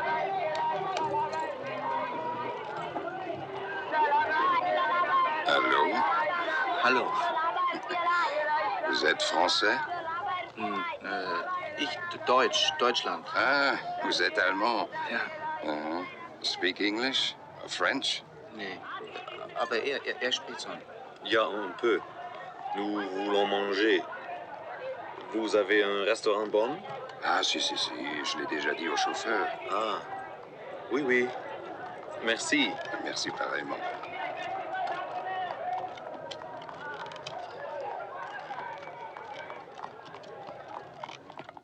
Wie, Monsieur? Frag ihn doch, ob wir ihn mit ins Hotel nehmen können. Frag ihn doch selber. Sonst bist du immer so stolz darauf, dass du Französisch sprichst. Du bist eifersüchtig, mein Schatz. Das ist alles. Wie bitte? Wahrscheinlich bist du eifersüchtig, sonst würdest du ja gar nicht auf die Idee kommen, dass ich eifersüchtig bin. Wieso soll ich denn eifersüchtig sein? Wieso denn ich? Du hast doch angefangen. Aber das stimmt doch überhaupt nicht. Ich hab doch bloß... Du hast immer bloß. Und ich bin der Dumme. Das möchte ich sehen, dass du mal der Dumme bist. Einmal möchte ich das sehen. Siehst du schon wieder. Wir müssen ja nicht mit ihm schlafen gehen. Ich habe sowieso keine Lust mehr. Ach, plötzlich hast du keine Lust mehr. Typisch. Natürlich bist du eifersüchtig. Das könnte dir so passen. Bon. Qu'est-ce que tu penses? Qu'il est possible d'entrer avec nous dans l'hôtel? Quelquefois c'est possible, quelquefois pas. Was hat er gesagt? Manchmal ist es möglich, manchmal nicht. Meinst du etwas in der Hose? Bin ich ein Hellseher oder was? Oder soll ich ihn das auch fragen? Klar. Oder willst du die Katze im Sack kaufen? Hinterher machst du mir wieder Vorwürfe. Entschuldige, wann habe ich dir schon mal Vorwürfe gemacht? Ach was, wenn es ums Reden geht, dann hast du immer eine große Klappe. Da kriegst du mich immer klein. Ich weiß nicht, warum wir wegen so einem Kameltreiber streiten. Ach, was ist dein Name? Name? Salem. Salem. Du gut mit Schwanz? Hier? Very good. Bist du jetzt klüger? Den möchte ich sehen, der sagt, dass er einen kleinen Schwanz hat. So ein Schwachsinn. Tu as dit Marrakech? Maintenant Marrakech. Mon père est de Tisnit. Compris? Ach, der Nase und den Händen zu urteilen, müsste er ganz gut gebaut sein.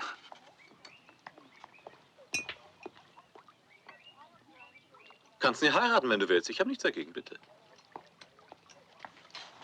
Du bist vielleicht ein Idiot.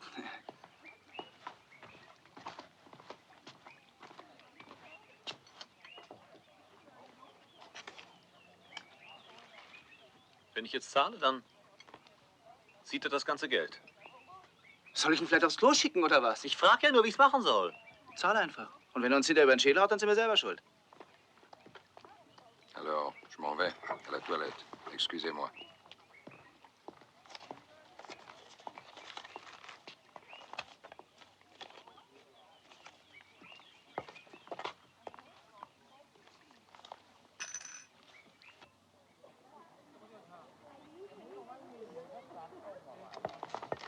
Hey! Meint er vielleicht uns? Hast du hey? Excusez-moi, je regrette, mais c'est interdit d'amener des Arabes à cet hôtel. Je ne comprends pas. Nous voulons bien boire un verre avec notre ami? C'est d'accord, monsieur, que vous buvez avec votre ami, mais pas ici dans notre hôtel. Was spricht er denn? Er hat gesagt, er darf nicht mit aufs Zimmer. Mein Gott, ist mir das peinlich. Was heißt denn peinlich? Wir bezahlen doch schließlich. I pay, and when I pay, I do what I want. But not in this hotel. We don't want Arabs in this hotel. Mais vous? Vous êtes ici, un arabe. C'est le Maroc ici. Pourquoi un Marocain ne peut pas venir ici? Je ne comprends pas. You cannot come in this hotel, he said. Aber sag ihm, dass wir uns was anderes suchen, ein anderes Hotel oder sowas. Ist das klar? Das nützt doch jetzt auch nichts mehr. Ciao. Ciao. Ciao. Vous venez ce soir au marché où nous nous avons trouvés à 8 heures? Oui, nous venons. Was hat er gesagt? Er hat gesagt, er will uns um 8 treffen. Aber da gehen wir nicht hin, oder? Keine Ahnung.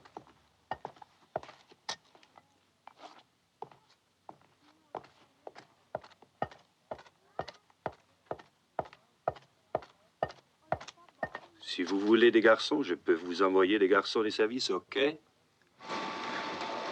Aber das müssten Sie doch letzte Woche schon abgesehen haben. Das ja natürlich. Ich habe mit Dr. Küsters gesprochen. Weinen Sie nicht. Aber, ja, ich habe. Naja, Sie können mir auch nichts anderes Hallo, Vater. sagen. Gibt's was Neues? Wir hatten eine himmlische Zeit. Tag. Jetzt kommt ihr, jetzt, wo es zu spät Gottes Willen, ist. was? Die Eurotextil hat ihre Zahlungen eingestellt, nachdem ich letzte Woche noch 800.000 Broschüren geliefert habe. Konkursverfahren wird bestimmt nicht eröffnet, mangels Masse.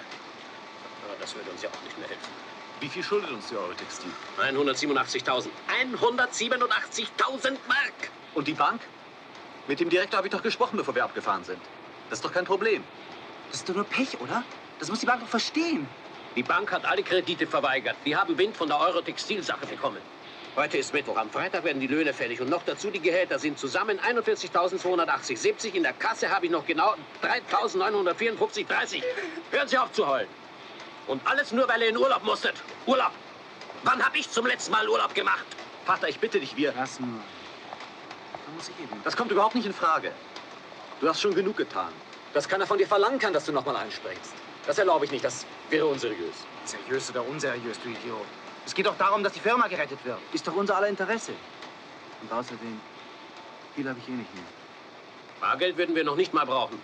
So weit ist unser Hof immer noch nicht heruntergewirtschaftet. Die wollen Sicherheiten. Sicherheiten wollen die. Und wir haben einfach nichts mehr zu bieten. Sicherheiten. Man müsste etwas in der Hand haben, um der Bank gegenüber kreditwürdig zu sein. Sag mal, Ja? die Eigentumswohnungen. Wenn ich dir die Wohnung überschreibe, pro forma, verstehst du, dann müsste die Bank doch... Mein Gott, wenn du das tätest. Das würde ich dir nie vergessen. Nie. Ja, das wäre natürlich eine Lösung. Eben. Damit wäre mal wieder eine Hürde genommen. Ich rufe gleich unseren Anwalt an.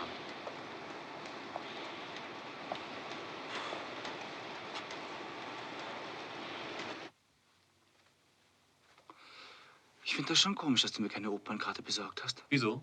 Wir machen doch sonst auch immer alles zusammen. Aber mein Liebling, du verstehst doch sowieso nichts davon.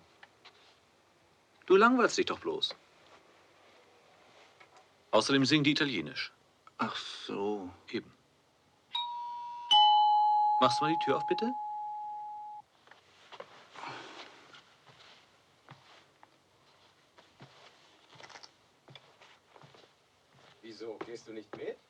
Eugen sagt, ich bin zu blöd. Das habe ich nicht gesagt. Ich habe nicht gesagt, du bist zu blöd. Ich habe gesagt, du würdest dich langweilen.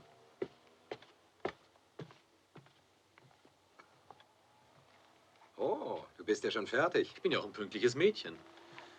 Willst du was trinken? Aber immer.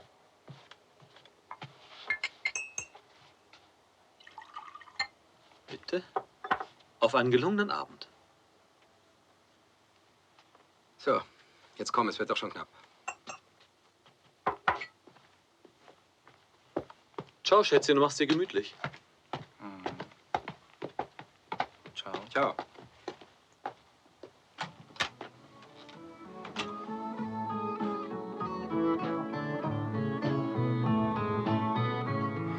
Es ist die glücklichste Zeit meines Lebens.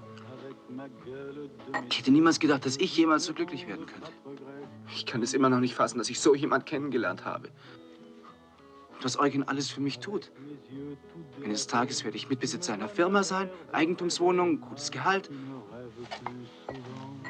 Auf all sowas, da wäre ich doch selber nie drauf gekommen. Und dann kulturell, verstehst du? Alte Möbel hat er für mich gekauft. Die sind wertvoll und werden immer wertvoller. Und der kennt alle Stile. Braucht nur hinzuschauen und sagt ja, was das ist und aus was für einem Jahrhundert. Und jetzt richtet er gerade eine Bibliothek für uns ein. So. Sonst noch was? Ja! Ja. Und außerdem ist er schön. Und weiß, wie man sich anzieht. Und ist immer für mich da. Ach so. Ihr habt Schwierigkeiten. Das hättest du doch gleich sagen können. Wieso Schwierigkeiten? Wieso sagst du, wir hätten Schwierigkeiten? Wieso? Sei nicht so! Rosen. Möchten Sie gerne eine Rose, der Herr? Nein! Bulle, was ist denn los? Hey, den kenne ich doch. Das ist doch das... Ja! Ja, das bin ich. Und jetzt lass mich in Ruhe. Ihr sollt mich alle in Ruhe lassen. Hey, du musst doch zahlen. Lass ihn laufen, Springer. Der kommt schon wieder. 500 Mark? Aber es waren doch bloß 10.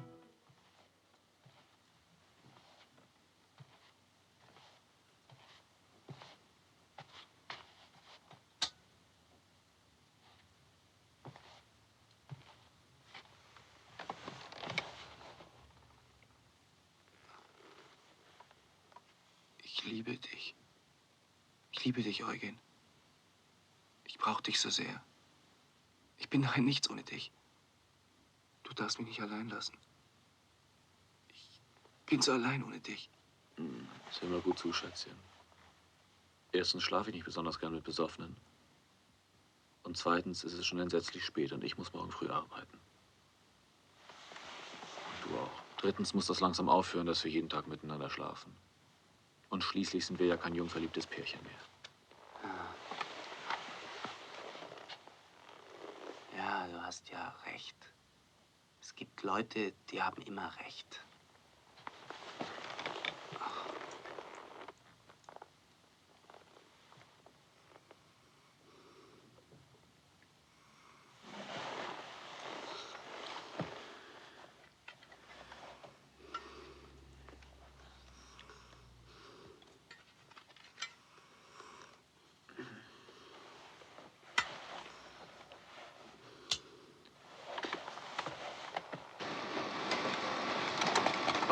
Jetzt ist es passiert. Was denn?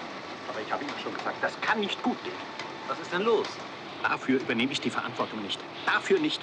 Das kann mir keiner in die Schuhe schieben. Das nicht.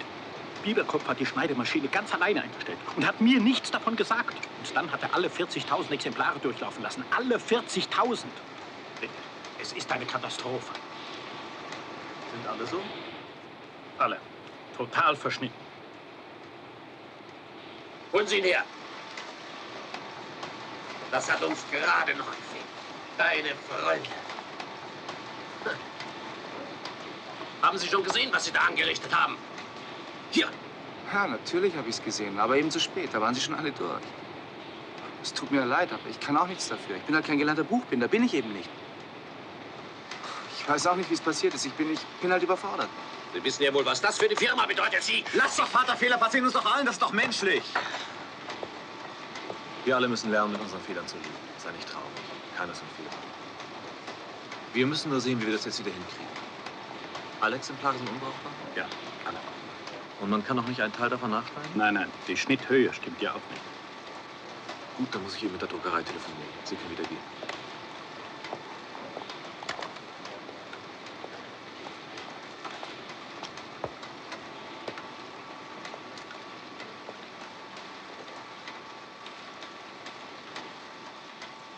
Ich verstehe dich nicht, Eugen. Deine Ruhe und diese Gelassenheit. Oder hast du etwa nicht verstanden, was das für uns bedeutet? Das bedeutet den Ruin, Eugen. Das bedeutet doch endgültig den Ruin. Es kostet doch mehr als 150.000 Mark. Das da! Vater, du bekommst wirklich langsam ein schlechtes Gedächtnis. Oder hast du ganz vergessen, dass wir kurz bevor wir weggefahren sind, diese neuen Sachen gemacht haben?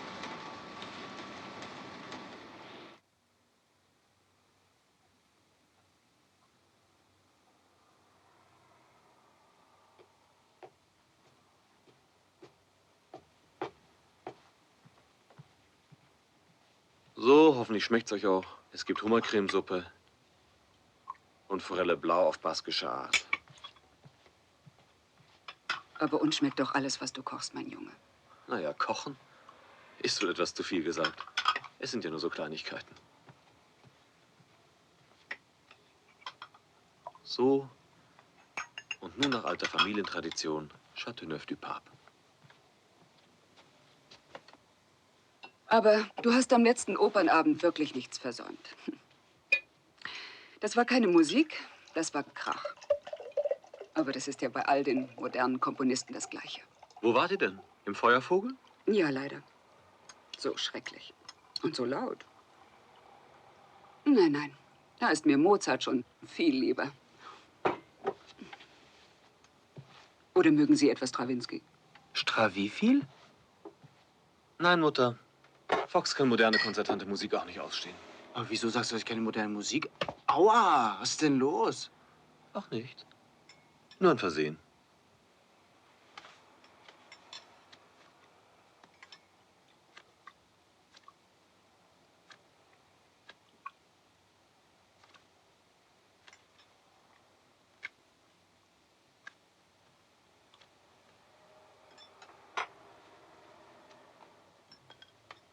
Benimm dich doch ein bisschen. Was mache ich denn? Man braucht kein Brot in die Suppe. Dafür dürfen wir uns in der nächsten Woche auf eine Theatersensation gefasst machen. Oh ja, Strehlers Lier, nicht wahr? Oh, das ist sicher großartig. Ja, das ist wirklich meine Weltsensation. Ich habe schon 3 Karten für uns bestellt. Ach, das ist aber reizend. Ich freue mich schon so darauf. Das darfst du auch, Mutter. Nein, den Weißwein gibt es zur Forelle. Es ist Elsässer Edelzwicker.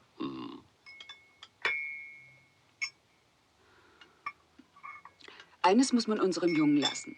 Geschmack hat er. Ja, das hat er. Geschmack. Strecken Sie doch mal einen Finger raus. Ich? Ja, nur keine Angst. Ja, ich weiß ja nicht. Bitte, tu ihm doch den Gefallen.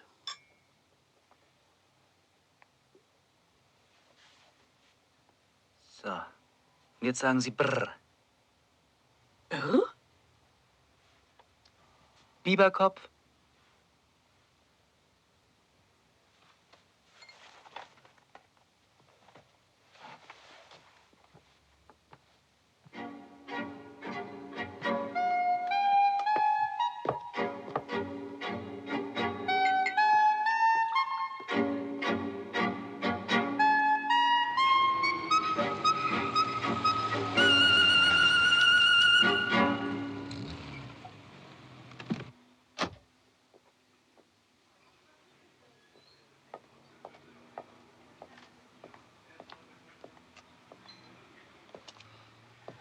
Eine Bratwurst, bitte.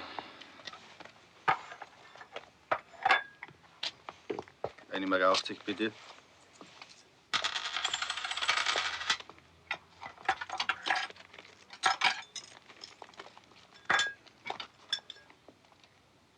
How do you do? Hello. What's that creep want? Habt ihr Lust zu ficken? Great fuck. He wants to drag us to some whore. I don't think so. He probably wants the 3 of us to fuck. Some kind of sandwich number, huh? Das versteht ihr nicht. Du beide bis ich. Du bis ich. Ja? Hm. Do we want to get laid with a guy or with a broad? I don't care. But I still don't know what this guy wants.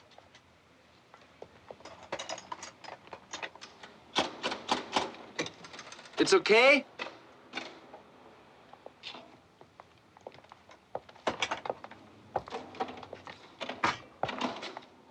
He really isn't that pretty. But he's already pretty hot, just like the car he came with. Come on, let's go. So long, you bastard. Bastard? Wieso? Sieht man mir das an?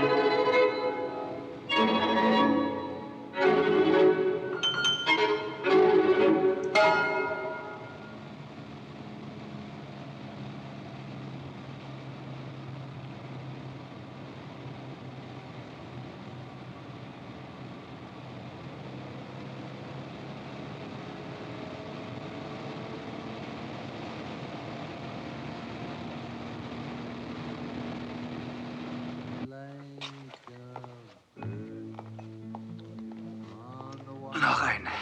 Der ist völlig verrückt geworden. Wer? Na, unsere Freundin da. Mit dem ganz besonders großen Glück. Es muss manchmal so groß sein, dass es nicht mehr ertragen kann. Ja.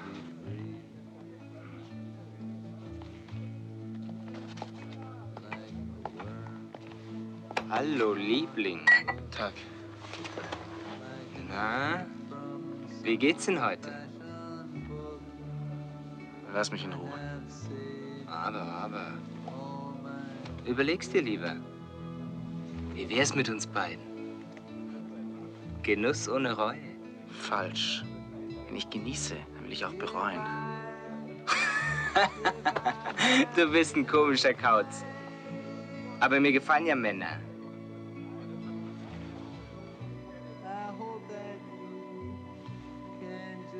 Je hässlicher sie sind.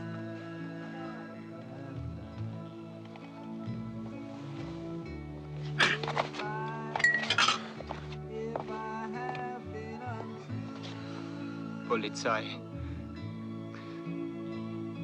Der hat mich geschlagen. Ins Gesicht.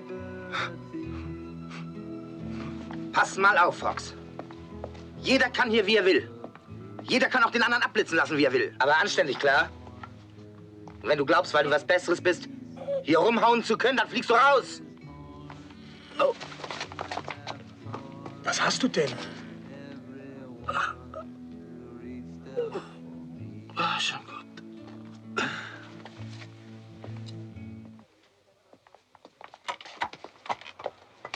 Hallo, ihr Lieben. Ich bin die Ingrid. Ich soll hier bei euch auftreten. Stimmt doch, oder?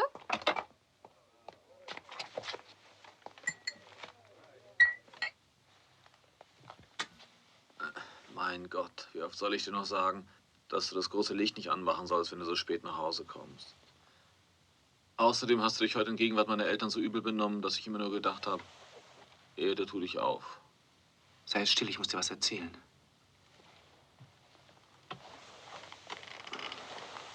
Ich glaube, ich bin irgendwie krank, weißt du? Heute beim Autofahren, da ist es mir plötzlich richtig schwarz vor Augen geworden. Und bei Springer, da habe ich gedacht, ich sterbe. Da habe ich plötzlich so große Schmerzen gekriegt im Herz, weißt du? Die habe ich vorher noch nie gehabt. Und dann, weißt du, dann habe ich so große Angst gekriegt. Natürlich bei Springer, wo sonst? Aber wenn du wirklich was hast, musst du zum Arzt gehen. Ich bin keiner. Wahrscheinlich ist es sowieso nur Hysterie. So, und jetzt lass mich weiter schlafen, bitte.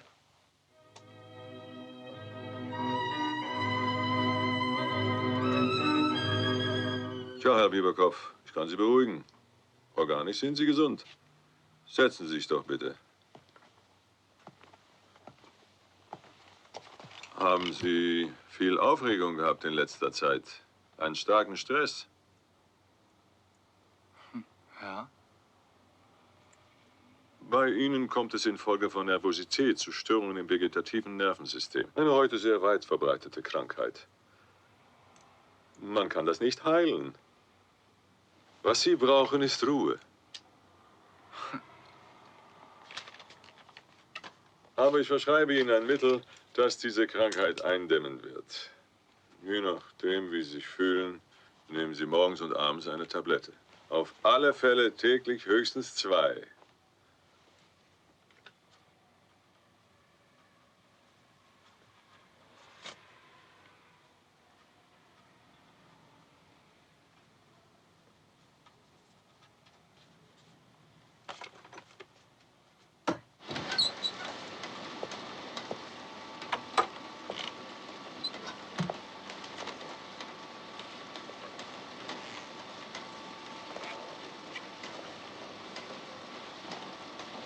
Tut mir leid, dass ich zu spät komme. Aber ich habe beim Arzt noch warten müssen. Beim Arzt? Aber Schätzchen, du brauchst dich doch nicht zu entschuldigen. Du kannst doch kommen und gehen, wann du Lust hast. Wie bitte? Wann ich Lust habe? Das begreife ich nicht. Aber jetzt beeil dich. Krab wartet auf dich. Eugen. Was du mir jetzt sagen willst, Vater, interessiert mich nicht im Entferntesten.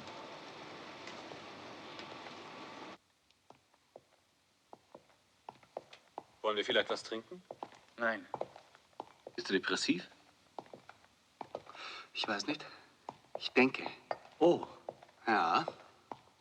Da sieht man es mal wieder. Man soll nichts übertreiben. Es ist jetzt nicht der richtige Moment, Witze zu machen. Oder hast du etwa gar ein echtes Problem, Dummchen? Ja, für mich ist es ein echtes Problem.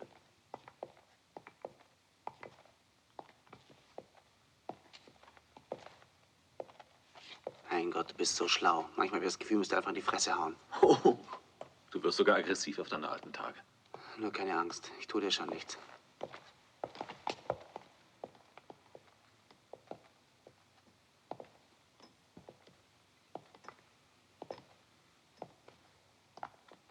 Willst nicht vielleicht doch lieber was trinken? Nein, ich habe Nein gesagt. Wenn ich Nein sage, dann meine ich Nein. Jetzt rück schon raus. Okay, ich rück raus. Ich will nicht mehr, Eugen. Ich will Schluss machen. Ich will mich ganz einfach trennen von dir. Aus und vorbei. Ach. Interessant. Du hast leicht spotten. Aber für mich ist das alles nicht so komisch. Ich habe mir immer solche Mühe gegeben, alles richtig zu machen und habe mich immer sehr angestrengt. Aber es ist nicht meine Welt. Ist es einfach nicht. Aber du hast dich doch wohlgefühlt. Immer wieder. Ja, ja. Am Anfang hat's mir Spaß gemacht. Und du hast mir imponiert. Und ich habe geglaubt, dass ich dich liebe. Aber du hast dich für mich geschämt. Du hast dich geschämt. Und deine Freunde haben mich verachtet. Lass doch die anderen denken, was sie denken wollen. Es kommt doch nur auf uns an.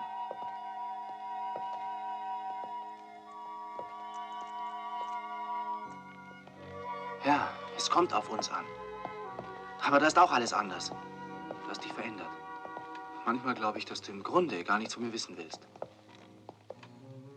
Weißt du, jedes Verhältnis leidet unter Fakten, mein Schatz. Alltag, Beruf, Gewohnheit. Aber wenn du wirklich meinst, dass wir uns trennen sollten? Bitte? Des Menschen Wille ist sein Himmelreich. Da gäbe es noch einige konkrete Punkte zu besprechen. Zum Beispiel die Wohnung. Die werde ich behalten. Die Wohnung? Ja, die Wohnung. Als Entschädigung für deinen Verschnitt der Broschüren damals. 150.000 Mark Sachschaden. Das ist kein Pappenstiel. Aber... Kein Aber. Ich habe den Schaden damals aufgefangen, wie du weißt. Es ist nur recht und billig. Und gerecht.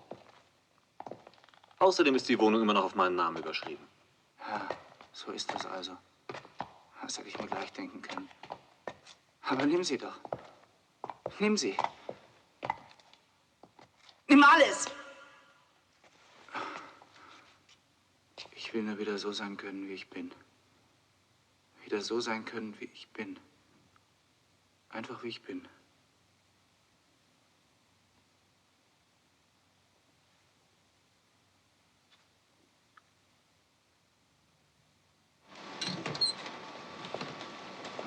Herr Krapp. Tag, Herr Bieberkopf. Guten Tag, Herr Was Thies. willst du denn hier? Tag. Ich? Oh, ein paar Formalitäten mit dir klären. Was für Formalitäten? Wegen der Rückzahlung, Eugen. Welche Rückzahlung? Von den 100.000 Mark, Eugen. Welche 100.000 Mark? Die 100.000 Mark, die ich dir geliehen habe. Du hast doch alles zurückbekommen, oder? Ich? Aber keine müde Mark. Eugen, das weißt du doch ganz genau. Aber ich bitte dich, du hast pro Monat doch 5.000 Mark bekommen. Genauso wie es im Vertrag steht. Ich habe pro Monat? Aber das war mein Lohn.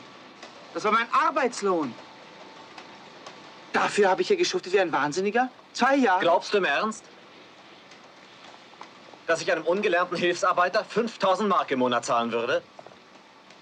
Das war die Abzahlung des Darlehens, Dummchen. Du musst dir den Vertrag einfach mal durchlesen.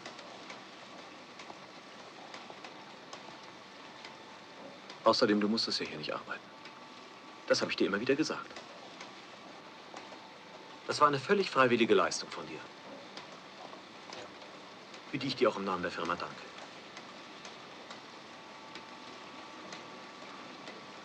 Ihr Schweine. Ihr Betrüger. Ihr habt mir alles weggenommen. Alles weggenommen. Aber ich werde es euch zeigen. Ich mache euch alles kaputt. Alles! Auf! Alles mache ich euch kaputt!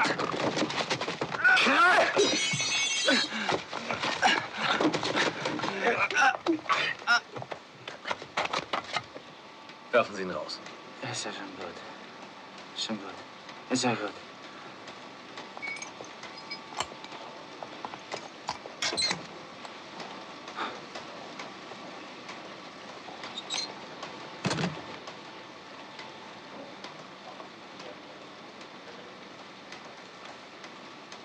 Ist das, Vater?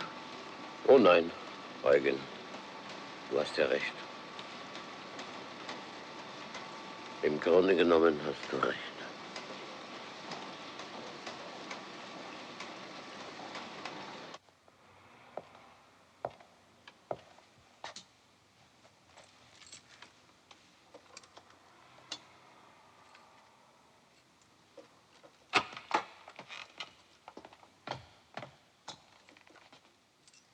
Aber Herr Bieberkopf, der Herr Thies hat doch heute ein neues Schloss einbauen lassen. Ach, er hat... Ja, heute Nachmittag. Wussten Sie das nicht? Ah ja, ich hatte es nur vergessen. Danke. Bitte. Guten Abend. Guten Abend.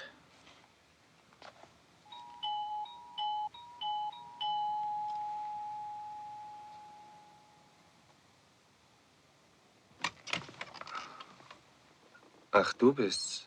Was willst du denn hier? Was ich hier will? In meine Wohnung will ich, was sonst? Du meinst in Eugens Wohnung? Nein, es ist meine Wohnung. Mit meinen Möbeln und mit meinem Geld gekauft. Das geht mich alles nichts an. Eugen will von dir nicht mehr belästigt werden. Das ist alles, was ich weiß. Außerdem braucht er Ruhe. Absolute Ruhe nach all den Aufregungen mit dir. Übrigens, deine persönlichen Sachen haben wir zu deiner Schwester bringen lassen.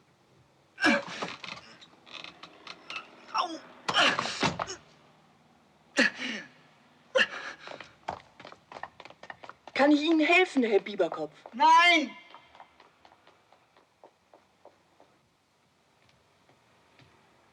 Na, wie hat er reagiert? Na, wie schon. Der ist ganz schön verzweifelt. Ach, Quatsch. Solche Leute sind viel zu stumpf, um verzweifelt zu sein. Wir müssen jetzt auch langsam daran denken, diese furchtbaren Möbel wieder abzuschaffen. Ich hätte ja bald selbst Albträume bekommen. Gott, bist du ein dummes Schwein. Fox, der Lottokönig, lässt dich ausnehmen wie der erste Mensch. Du bist dumm und primitiv. Ja, das habe ich mit dir gemeint. Mit mir, du Trottel. Sowas hätte mir nie passieren können. Das tönt mich auf, Hedwig. Ich kann einfach nicht mehr. Ich bin völlig fertig. Übrigens, ich krieg noch Geld von dir.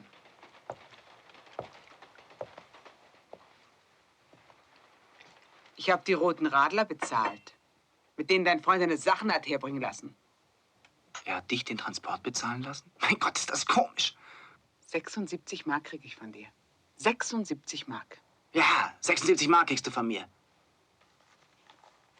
Da, bitte, der Rest ist für deine Mühe. Aber es geschieht dir alles ganz recht. Du taugst nichts. Du hast nie etwas getaugt. Du und dein Geschäftsmann werden. Ha. Du bist gerade gut genug für einen Rummelplatz. Du Niete. Wenn Mutter noch da wäre. Was wäre dann? Was denn schon?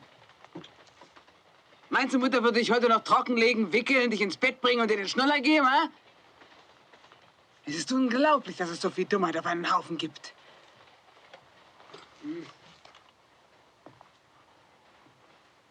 Lass mich endlich in Ruhe.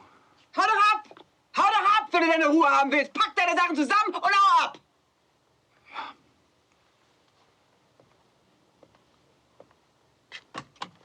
Franz! Franz! Franz! Komm zurück, Franz! Ich hab's doch nicht so gemeint! Franz!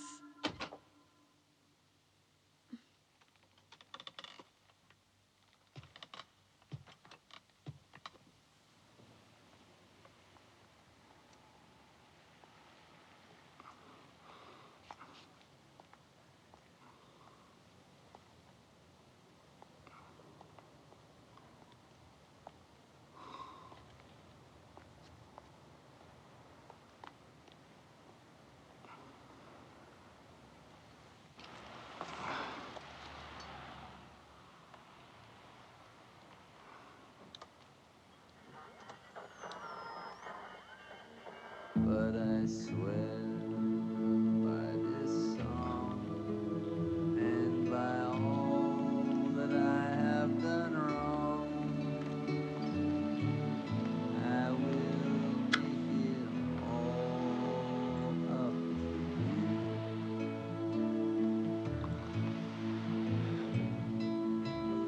I saw a beggar leaning on his wooden cross.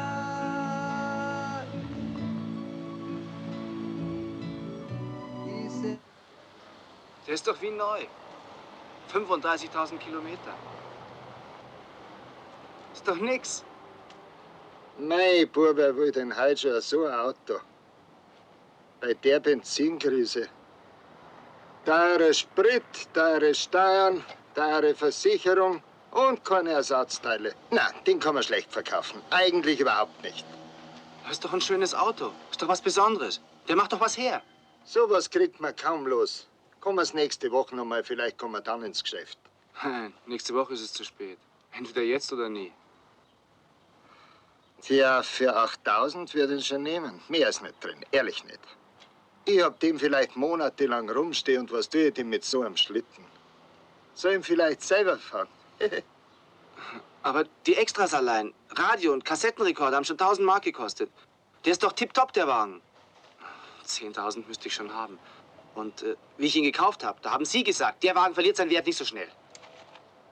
Ja, wenn ich verkaufe, dann ist das eine andere Sache. Dann kaufe ich ja nicht, dann verkaufe ich, verstehst? Also 8.000, das ist mein letztes Angebot. Mehr kann ich nicht, mehr will ich auch nicht. Bin ja gut, schau ja aus wie ein Jud. Ja.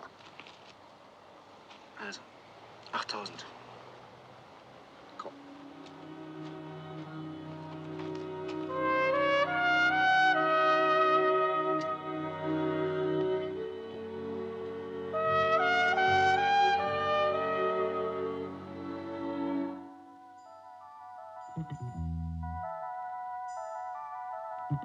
Shanghai blühte schwere Pracht und in der Nacht sang eine süße Frau.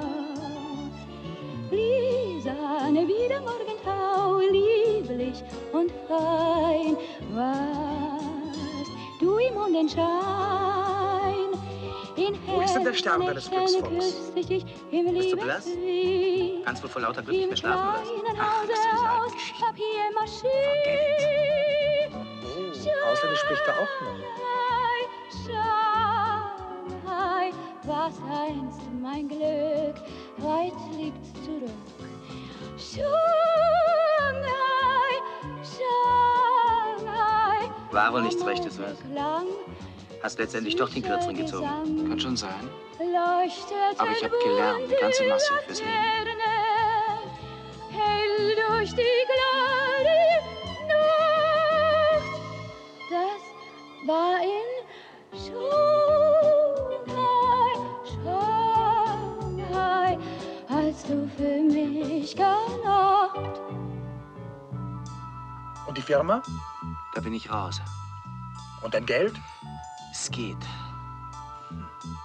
Wie sagen die Damen des Malerhandwerks so schön, wer hochsteigt, braucht länger, bis er in den Farbeimer fällt. Aber eben nicht viel länger. Macht die kleine Frau. Lisa, Hey, euch kenne ich doch. liebst dich einst heiß. Look, the guy from the Würstchenbude.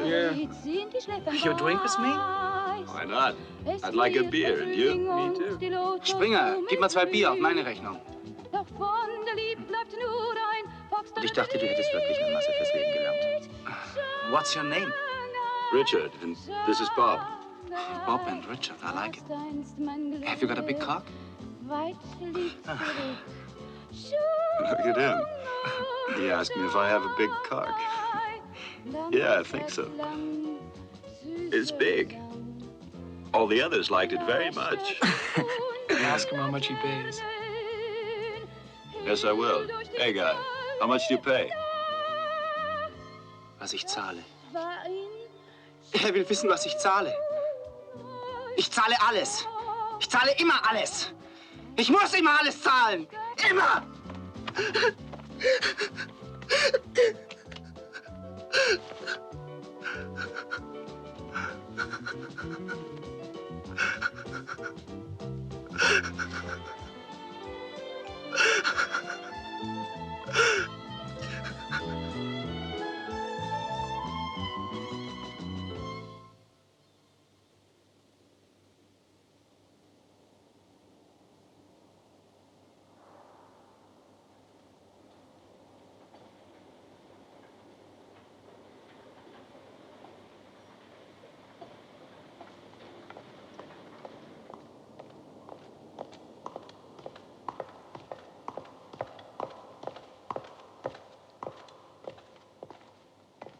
Was ist denn mit dem? Weiß nicht. Der rührt sich nicht mehr. Dreh ihn mal um. Komm. Der ist ganz kalt.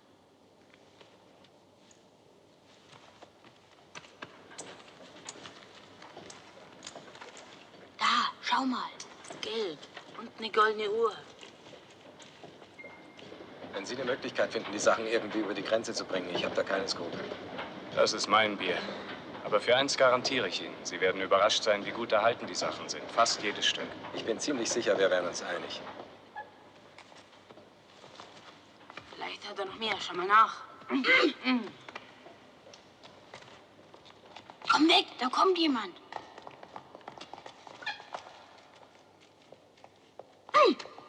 Da hinten liegt einer. In letzter Zeit liegen überall die Betrunkenen herum. Da müsste der Staat mal was dagegen unternehmen. Aber das ist in anderen Ländern auch so. Ich war kürzlich in Helsinki. Was da an Betrunkenen herumliegt, das kann man sich gar nicht vorstellen. Obwohl ja so schwer an Alkohol heranzukommen ist in Finnland.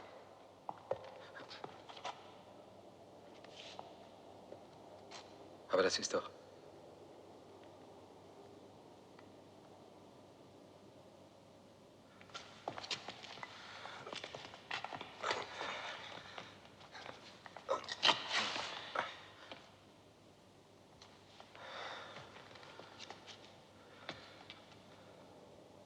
Valium 5.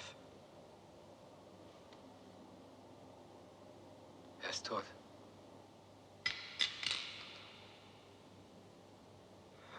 Da ist nichts mehr zu machen.